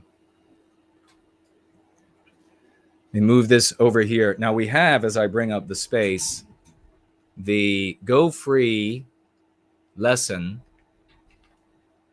of the day. The Go Free lesson of the day is, there is no fragility without injury. Now, this is a meme curative, and I believe that Slaughtz was the one who came up with it. And it is used to push back against the meme pathogen, white fragility. And of course, if it's not sort of saliently obvious, that what you're pointing out is that you and white people have to be victimized for anti-whites to mock and complain about our complaints of being victimized. So they can't do anything with it. They have to, with the exception of attempting to defend the victimization, which is what we always want them to do. We always want them to tell us why white children, white adults, white people, white senior citizens, why they need to be victimized. We always want that. Just remember that. If you get an anti-white, or you get whatever, you get somebody who is just villainy signaling, and they're saying, oh, these are all the reasons white people should be victimized, and they just are garrulous. You know, they're just like, you know, they're going after it. You're voluble on it. Good. That's where you want them to be. We want the conversation to be about our well-being. Just remember that. When I'm dead and gone, we want the conversation to be about our well-being. We want to be talking, and it doesn't matter which direction that is. As I just said, it can be anti-white people who are white or non-white. If they are slandering us, then good. If they are slandering us and they're saying, here are the reasons why you should be victimized, good. That's exactly where you want them. Because then all these millions of white people who have a positive white identity without racial hatred, racial animus, all of them will sit up and say, wait a second. This isn't about structural racism and no, it's about all of these reasons to victimize you. You see, think about it this way. If somebody says to you that, if an anti-white says to you, or somebody villainy signaling, vague out there villainy signaling, says to you, well, because of structural racism, white men should pay 30% of their income to black women. More, I guess, on top of everything that we already give to them. Because of that, or because of that, we should do this. Because of the structural racism. Reverse the conversation there. If they say, and just so how does that land on you? It's a given fact that you're accepting, if you accept that argument, that there is this invisible thing that you can't form a null hypothesis for, you can't push back against, you can't challenge, right? And you've accepted it as happening. And so therefore, just see how the thinking goes. Therefore, now we can make arguments about how to remedy this injustice. Now, take it the other direction. We have to victimize you, take your money away in taxes and guilt, white guilting and everything. We have to do that, victimize you in these various ways because of structural racism. Do you see the difference? They are now giving an excuse to victimize you. That's entirely different. That is antithetically different from here is the injustice and here's how you make up for it. This is why I always win against them. This is why content creators out there don't necessarily like to have me on. They'll have a guy on and then he spells it out this clearly, while they've specialized in peddling without a chain. And, asking questions like, maybe I should bring up, and y'all can fill me in, maybe I should bring up more of this stuff. These people will share like little clips from different content creators and they're like, this is genius. And, I look at it and it's just running in place, saying like, well, we should, this is what they're doing to us. And this is not right. We should be able to this. And that's all it is. That's all it is. And then viewers are invest like a great personal identity into such a person. Yeah, this is so meaningful. I'll share it with thousands and thousands of my followers. When nothing is said, pointing out what anti-whites do, and then pointing out that it's not fair, or we should be able to do the same, or it's not good for the country. That's not doing anything. That's not actually doing a thing. It's not changing the direction. So before we give out the mic, I want to see if people, and of course people on the Twitter space can speak to this. They can speak to the 40% that we need to reach out to as well. But I want to quickly mention we have our just announcements. I want to mention again, Seamus McCarthy's YouTube is Sam USKI 36 at Sam USKI 36 on Twitter. Copernicus 418. And unless I'm wrong, he can correct me. Follow Seamus, and he's on the list from now on. Also wanted to mention again, and then we will go to our mail, which we have a couple pieces of mail in the mailbag. The audiobook of It's a Comedy Damn It is now available.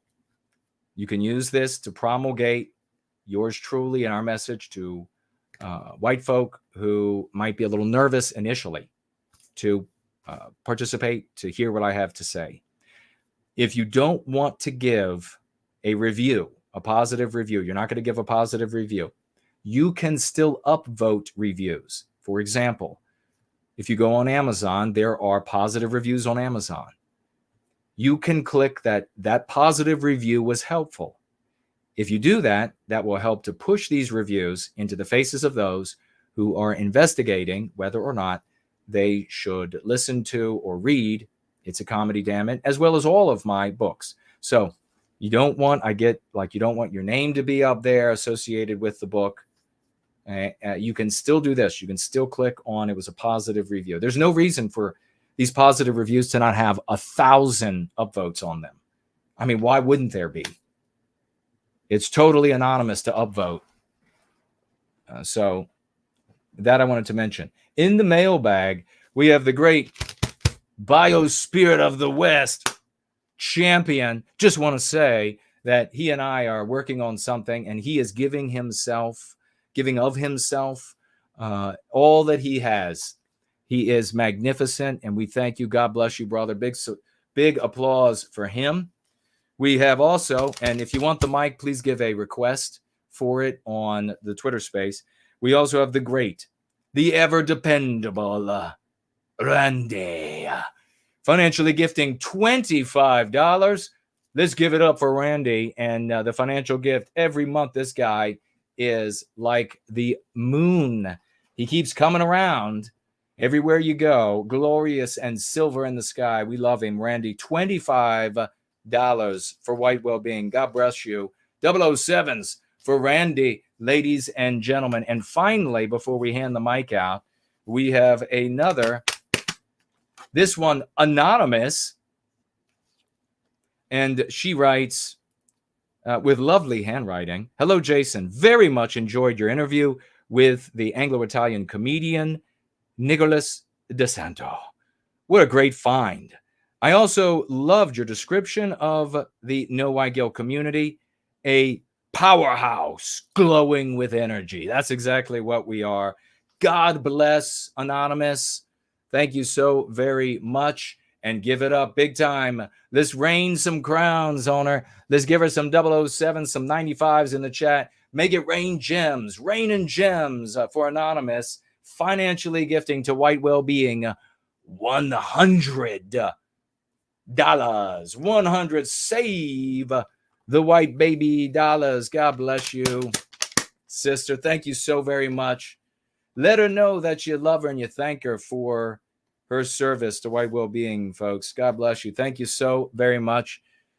The mailbag had been empty for a few weeks, so it was nice to see some mail in there. Thank you all very much. And we have a request, and I'll pass it over to Slaughtz. You are approved, my good brother. When you finally hear me saying that, unmute yourself, and we will hear what you have to talk about. Hey, brother. Hey, what's going on, man? Hey, so the joke I sent you earlier about calling you on Skype was because your mic was muted. Very briefly. Got it. Yeah, so I wanted to bring up something you told me to bring up from, I think it was last stream. So I just wanted to bring it up again for you to address. I guess you wanted to address it further. I had said that when a vague sees a white negative attacking someone as not negative enough, they don't think I'll be more negative. They think, so that guy is negative like you, but not enough. Right. Can you put it into an example for folks? So, if a white negative person is insulting you, Jason Kuna, then they're not seen as being, not right-wing enough or something, not negative enough. The audience of that person is going to think, oh, he's negative like you, but he's just not as extreme. Right. And that's kind of I was trying to highlight the injury that's happening when they do that. Yeah, I really like that because it is another. I mean, just even your explanation of this is a complex thing that is easily going to escape the minds of most people. Certainly, folks who are being drawn away with something as superficial as a 3-word phrase to describe all things in the universe. So we're dealing with human emotions, human cognition, human imagination, lived experience, and experience by way of entertainment media, which we perceive as reality. So it's an infinitely complex subject and is not going to be able to be dismissed with a 3-word, it's the fill in the group. So thank you for bringing that. Thank you for bringing that up again, brother. Yeah. I have some more things. I wanted to address an MP about are people having a representation problem that anti-whites bring up a lot. And really, there's no such thing as our people being overrepresented. No amount of power excuses the injustice when it comes to declaring our people are overrepresented or anything like that. Our people are either human enough to represent everyone or they deserve guiding their own destiny. Yes, precisely. Very well said. And these white people who are, in charge. I mean, this is kind of the argument of, look at all the white people. You run everything. They're all anti-white. They're never doing anything for white people. They're never making things better for white people. So I usually have been able to shut that down just by pointing that out, because they can't deny the reality that all of these white leaders victimize white people. But go ahead, brother. Sorry to cut you off. No, that's fine. I just have two more. One of them is a response to the women being more anti-white. The statistics you were referencing through that girl that was on the show. And the thought that occurred to me is I'm just so sick of these fish-brained, they're fish in water, women and conservatives that are steeped in the assumption that Western civilization is just normal and not a construct of our people. Exactly. Yes. It's not normal. It's what we do. It's our normal. It's not the world's normal. It's not just here without us. Yes, brilliantly said. Yeah, the more anti-whiteism, the more that so-called normalcy dies. So they're not just in a neutral environment where they can ignore anti-whiteism. Yes, very well put. Thank you for that. Well said. Yeah, and then the white negative or hate hoaxer that posted his picture, was the Wolf SS guy. Yeah, I can find it and put it back up. Yeah, go ahead. No, I don't. We don't need to see his mug again. But about calling him a hate hoaxer, I think seems appropriate. Yeah. And you cannot. I wanted to just a message to those types. You cannot partake in or be touched by the spirit of Western kind by acting like the ideal villains created by their victimizers. Yes. Exactly. Very well said again, brother. Yeah. You can't participate. You're not one of us by pretending to be this. And this is the guy Slaughtz was talking about. And this is the kind of thing I run across regularly. And it is what composes the online Nazi LARPing movement that you see in so many of these chats. It's not white guys. It's non-white guys in other countries who are pretending to be white guys, specifically Nazi or fascist white guys or whatever. They fill up these audiences and they talk about doing it for we have to crush, and then they don't like Jews or they don't like blacks or both. And so very often they'll be Hispanic and Indian. And like I told everybody the story of the Indian when I didn't know he was Indian at first. I thought he was this was years back. I thought he was a white guy who was a a white negative, and he was Nazi'd up and all of this kind of garbage. And he said, well, maybe I should come away from that. And we communicated some. He was getting better. And then come to find out in his communication with me that he was really not a well person, mentally well, and that he was an Indian in India. And he confided in me that he had a desire to kill and skin beautiful animals, and specifically the Siberian tiger. And meanwhile, for how he came into our community for however long before that, he was a Waffen SS online, talking about the beauty of the Aryan woman needing to be defended and everything. And you can really see here this long shot, if you will, idea that get white women happy with you, this sort of a simp approach to getting sex, and get white women happy with you, and then you can reveal. In fact, I just remembered, we have a member, I'm not going to say her name, we have a member of this community, a woman, who started a friendship with a guy that she thought was a white guy, and he was Nazi'd up, hating the Jews. Then come to find out, he starts like pulling away from the Nazi LARPing some. Come to find out he's a non-white guy, and he's clearly trying to start a relationship, clearly trying to kick things off for a relationship with the white woman. So this guy, just really quickly, this is the guy that Slaughtz was talking about. I don't follow this guy. His account is public, so I'm not revealing anything that's not public. He gave a like to one of my posts, and his name includes the word wolf. It includes the numbers 14, and it includes the numbers 88, and it includes the letters SS. Here's his avatar. And so you see this handsome guy in this uniform. And then here's what he looks like. There is your wolf, Nazi, SS. They're everywhere online. And so women should watch out. We have the phenomenon that I've talked about before, where you have, we called it, what do we end up calling it? Blowfishing? Because the blowfish is, when it's not inflated, it's this cute little guy in the water. But when he blows up, he's grotesque, and he has all these spikes with some of the most powerful venom on the planet.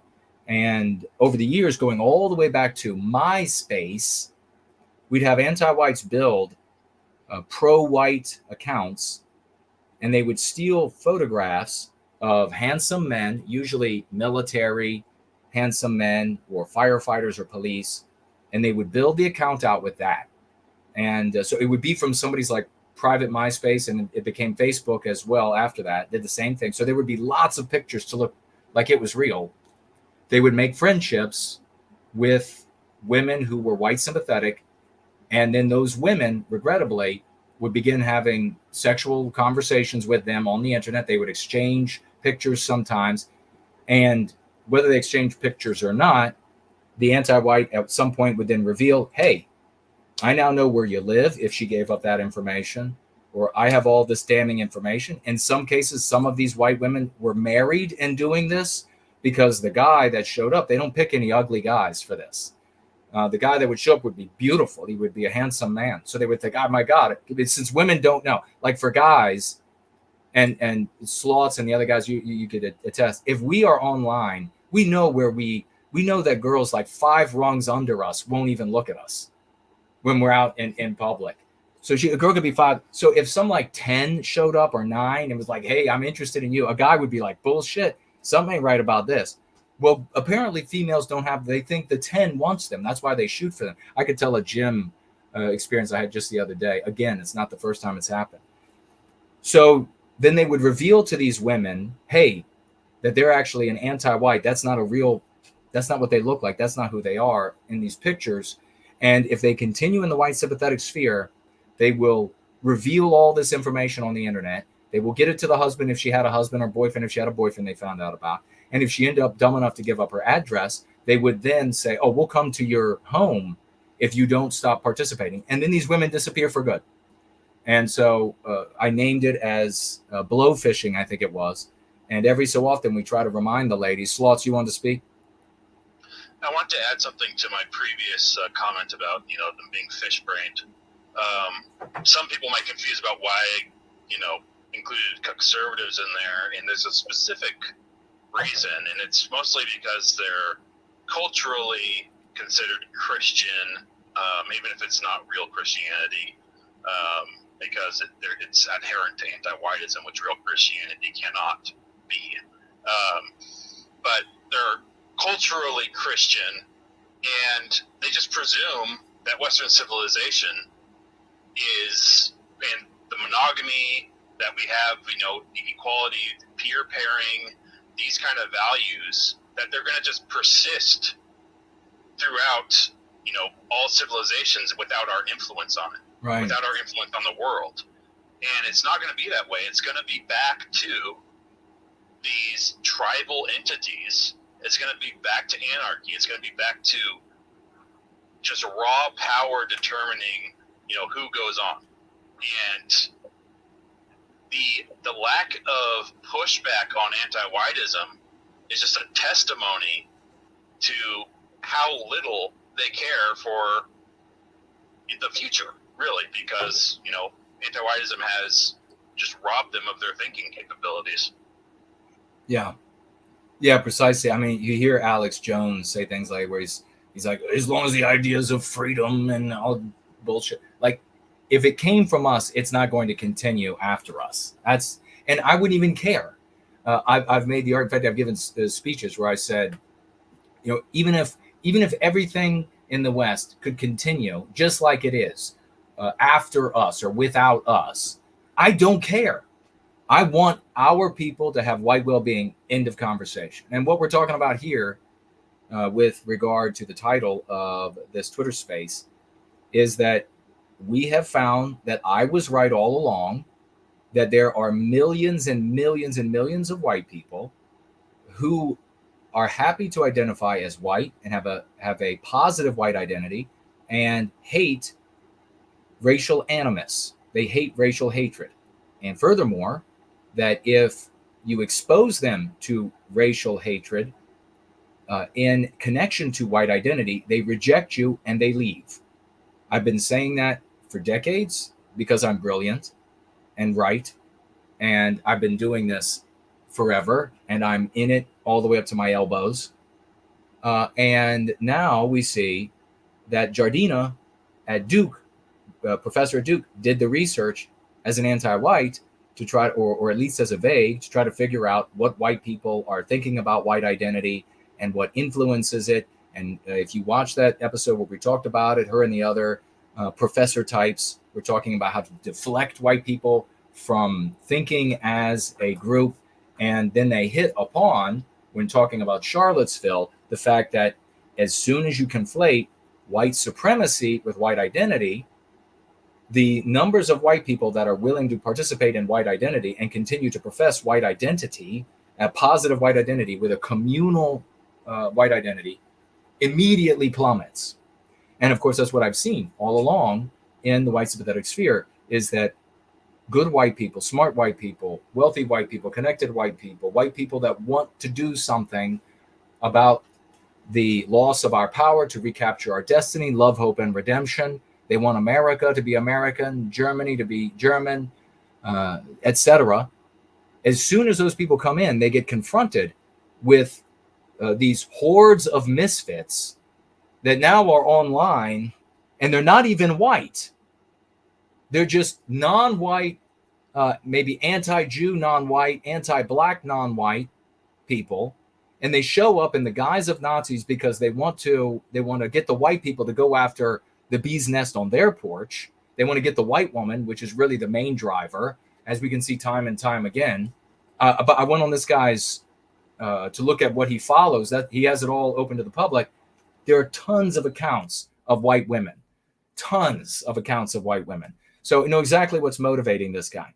But these white people will come in, and then immediately they're hit with the hate the Jews, hate the blacks, hate the Hispanics. It's all their fault. And these white people run. And all we get left with are the misfit white people, and things they end up going at each other and it falls apart.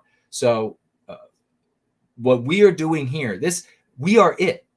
You go further one direction and away from the racial animus, and you get white people that worship non-white races, white people that recognize all of the other races, that they exist, that they have value, that they are splendid, wonderful for existing, and refuse to acknowledge that white people exist, refuse to acknowledge that white people are being victimized. And I'll tell you, one of the big problems for us is I experienced just the other day at the gym, and I've experienced it numerous times, actually, not the exact same scenario, but nonetheless, I've experienced it before.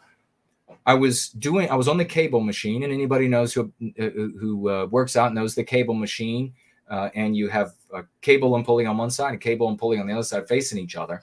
So you are like kind of side by side with, if there's somebody using the other cable and pulley on the other side, you're like side by side, you're right on top of them.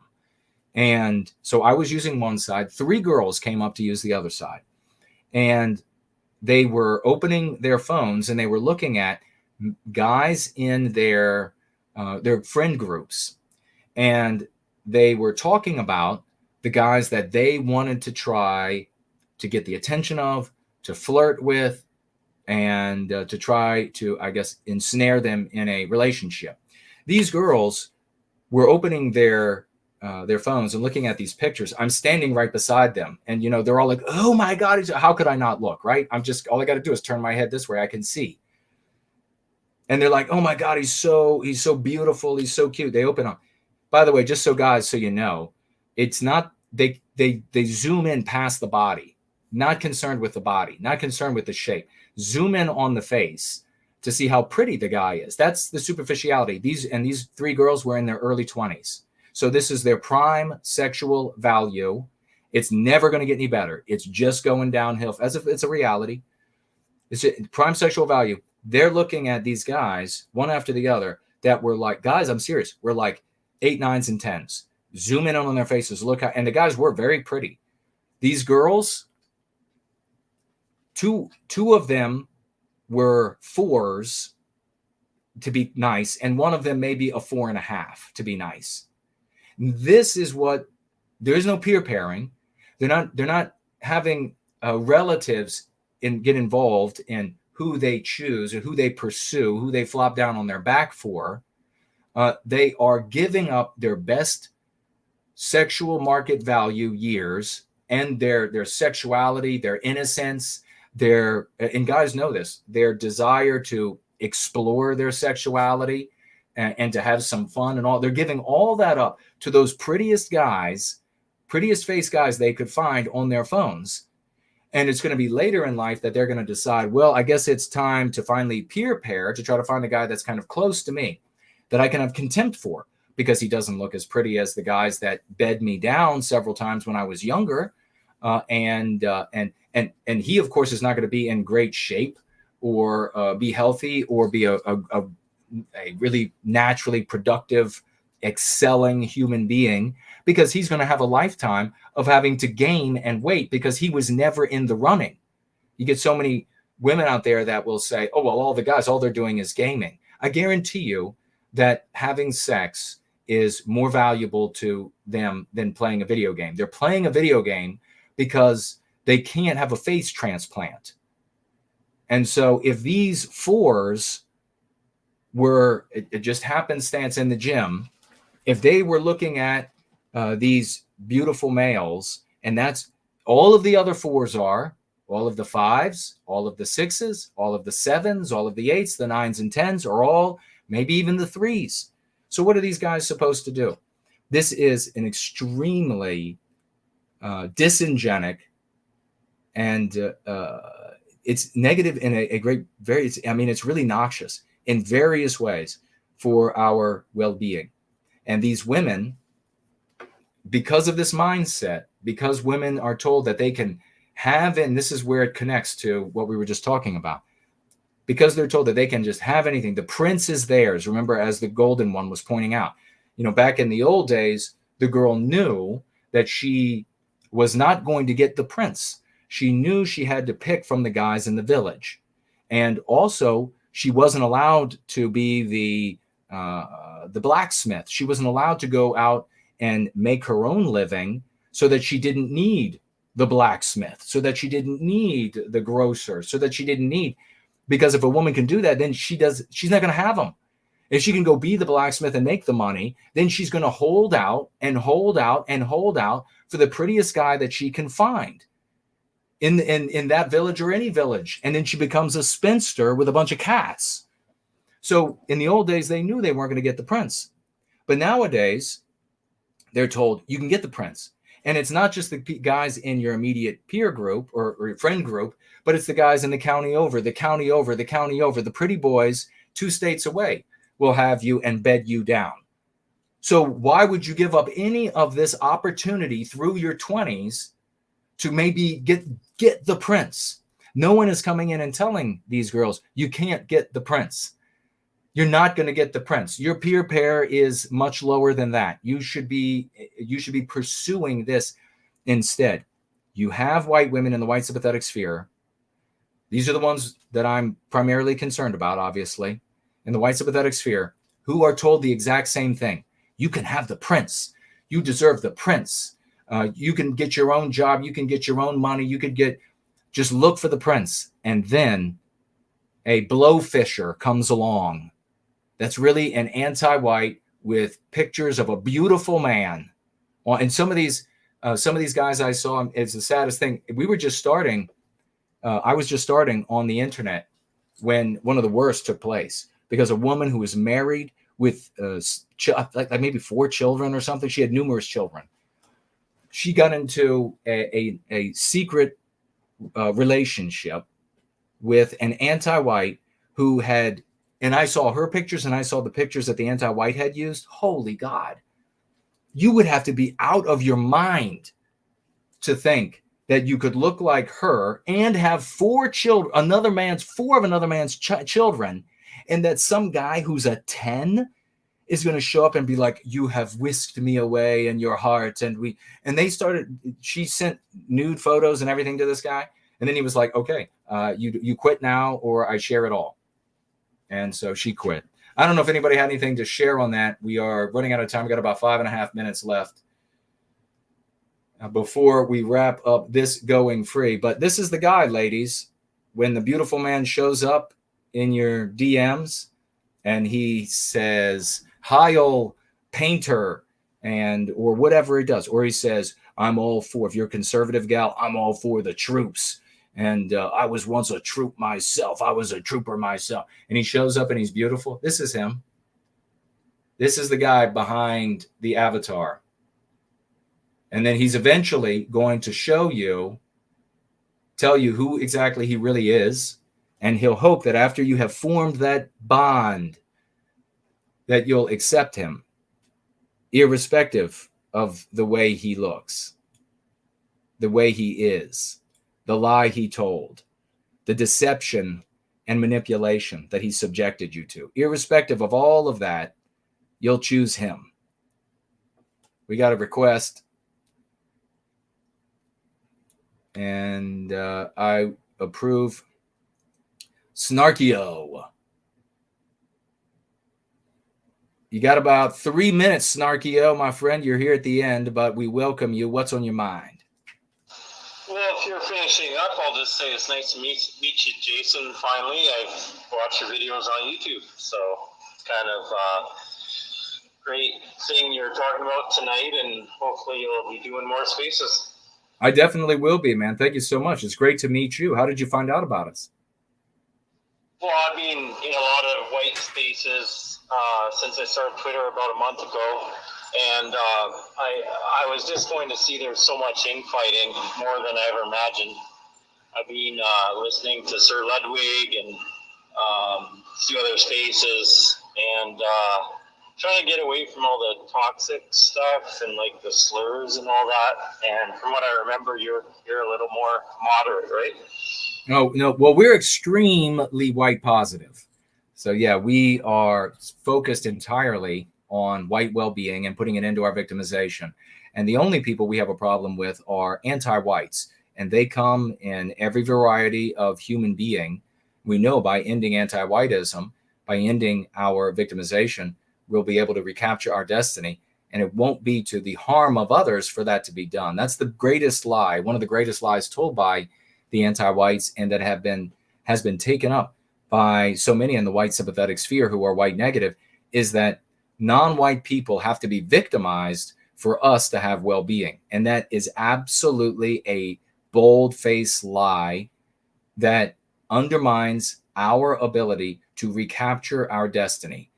Non-white people, in fact, will be better off with anti-whiteism coming to an end, because it is by way of the anti-white immoral moral imperative, this social morality that we are subjected to, that everything that non-white people enjoy, whether they're good, bad, or indifferent in the West, things like right to self-defense, freedom of speech, civility, law and order, all of this, it is by way of that anti-white immoral moral imperative that all of that is taken away. You can look into any single one of these debates, any single one of these conversations, these arguments that the anti-whites make, whether it's border, whether it's economy or whatever. And at the end of the day, at the end of the conversation, when you dig deeply enough, you see that all of that is informed, defended by, and advanced by the immoral moral argument of retributive justice against white people. So Black people will lose the freedom and civility that gives you the freedom to walk about wherever you want, as long as you're not on private property in the West. They will lose that because it will be too violent, because white norms of law and order will be taken away. Yeah. Yes, exactly.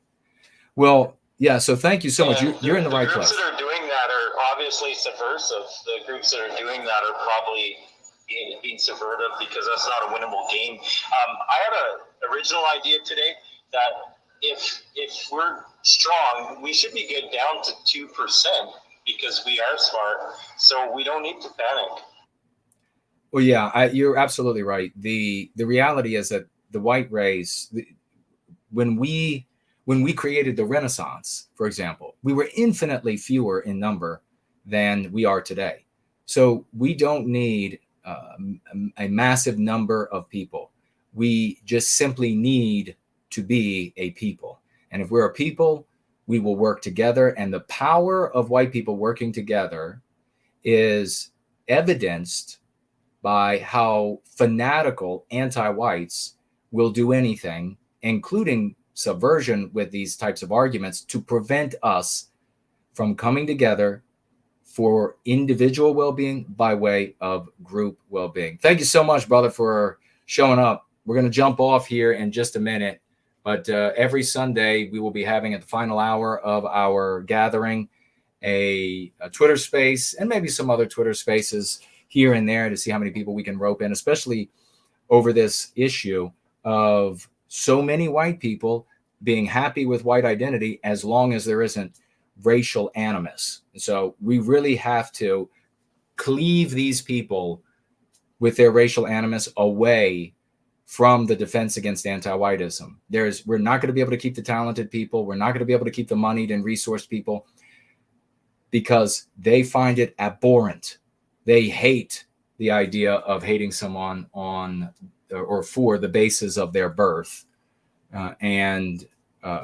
Therefore, if our approach of white positively putting an end to our victimization is something that appeals broadly to this 40%, upwards of 40% of white people in America today, positive white identity, not happy with any white negativity. Folks, it's been a glorious, dazzling gathering today, this Sunday. And the purpose of these is to motivate you, to fire you up so that you will get out into the world and make the difference. We can be few, just as our new community member here is talking about. We can be few in number and extremely powerful. We just need to work for that individual well-being by way of the group well-being. Don't demonize this anymore. If there's a percentage of Jews that work together for Jewish well-being, don't demonize that anymore. If there's a percentage of blacks that work together for black well-being, don't demonize that anymore. You will never be able to emulate a behavior if you continue to condemn it. And therein, my friends, you see the kernel of all of our misfortune. Let's make this week epic. Love you all. Let's go free.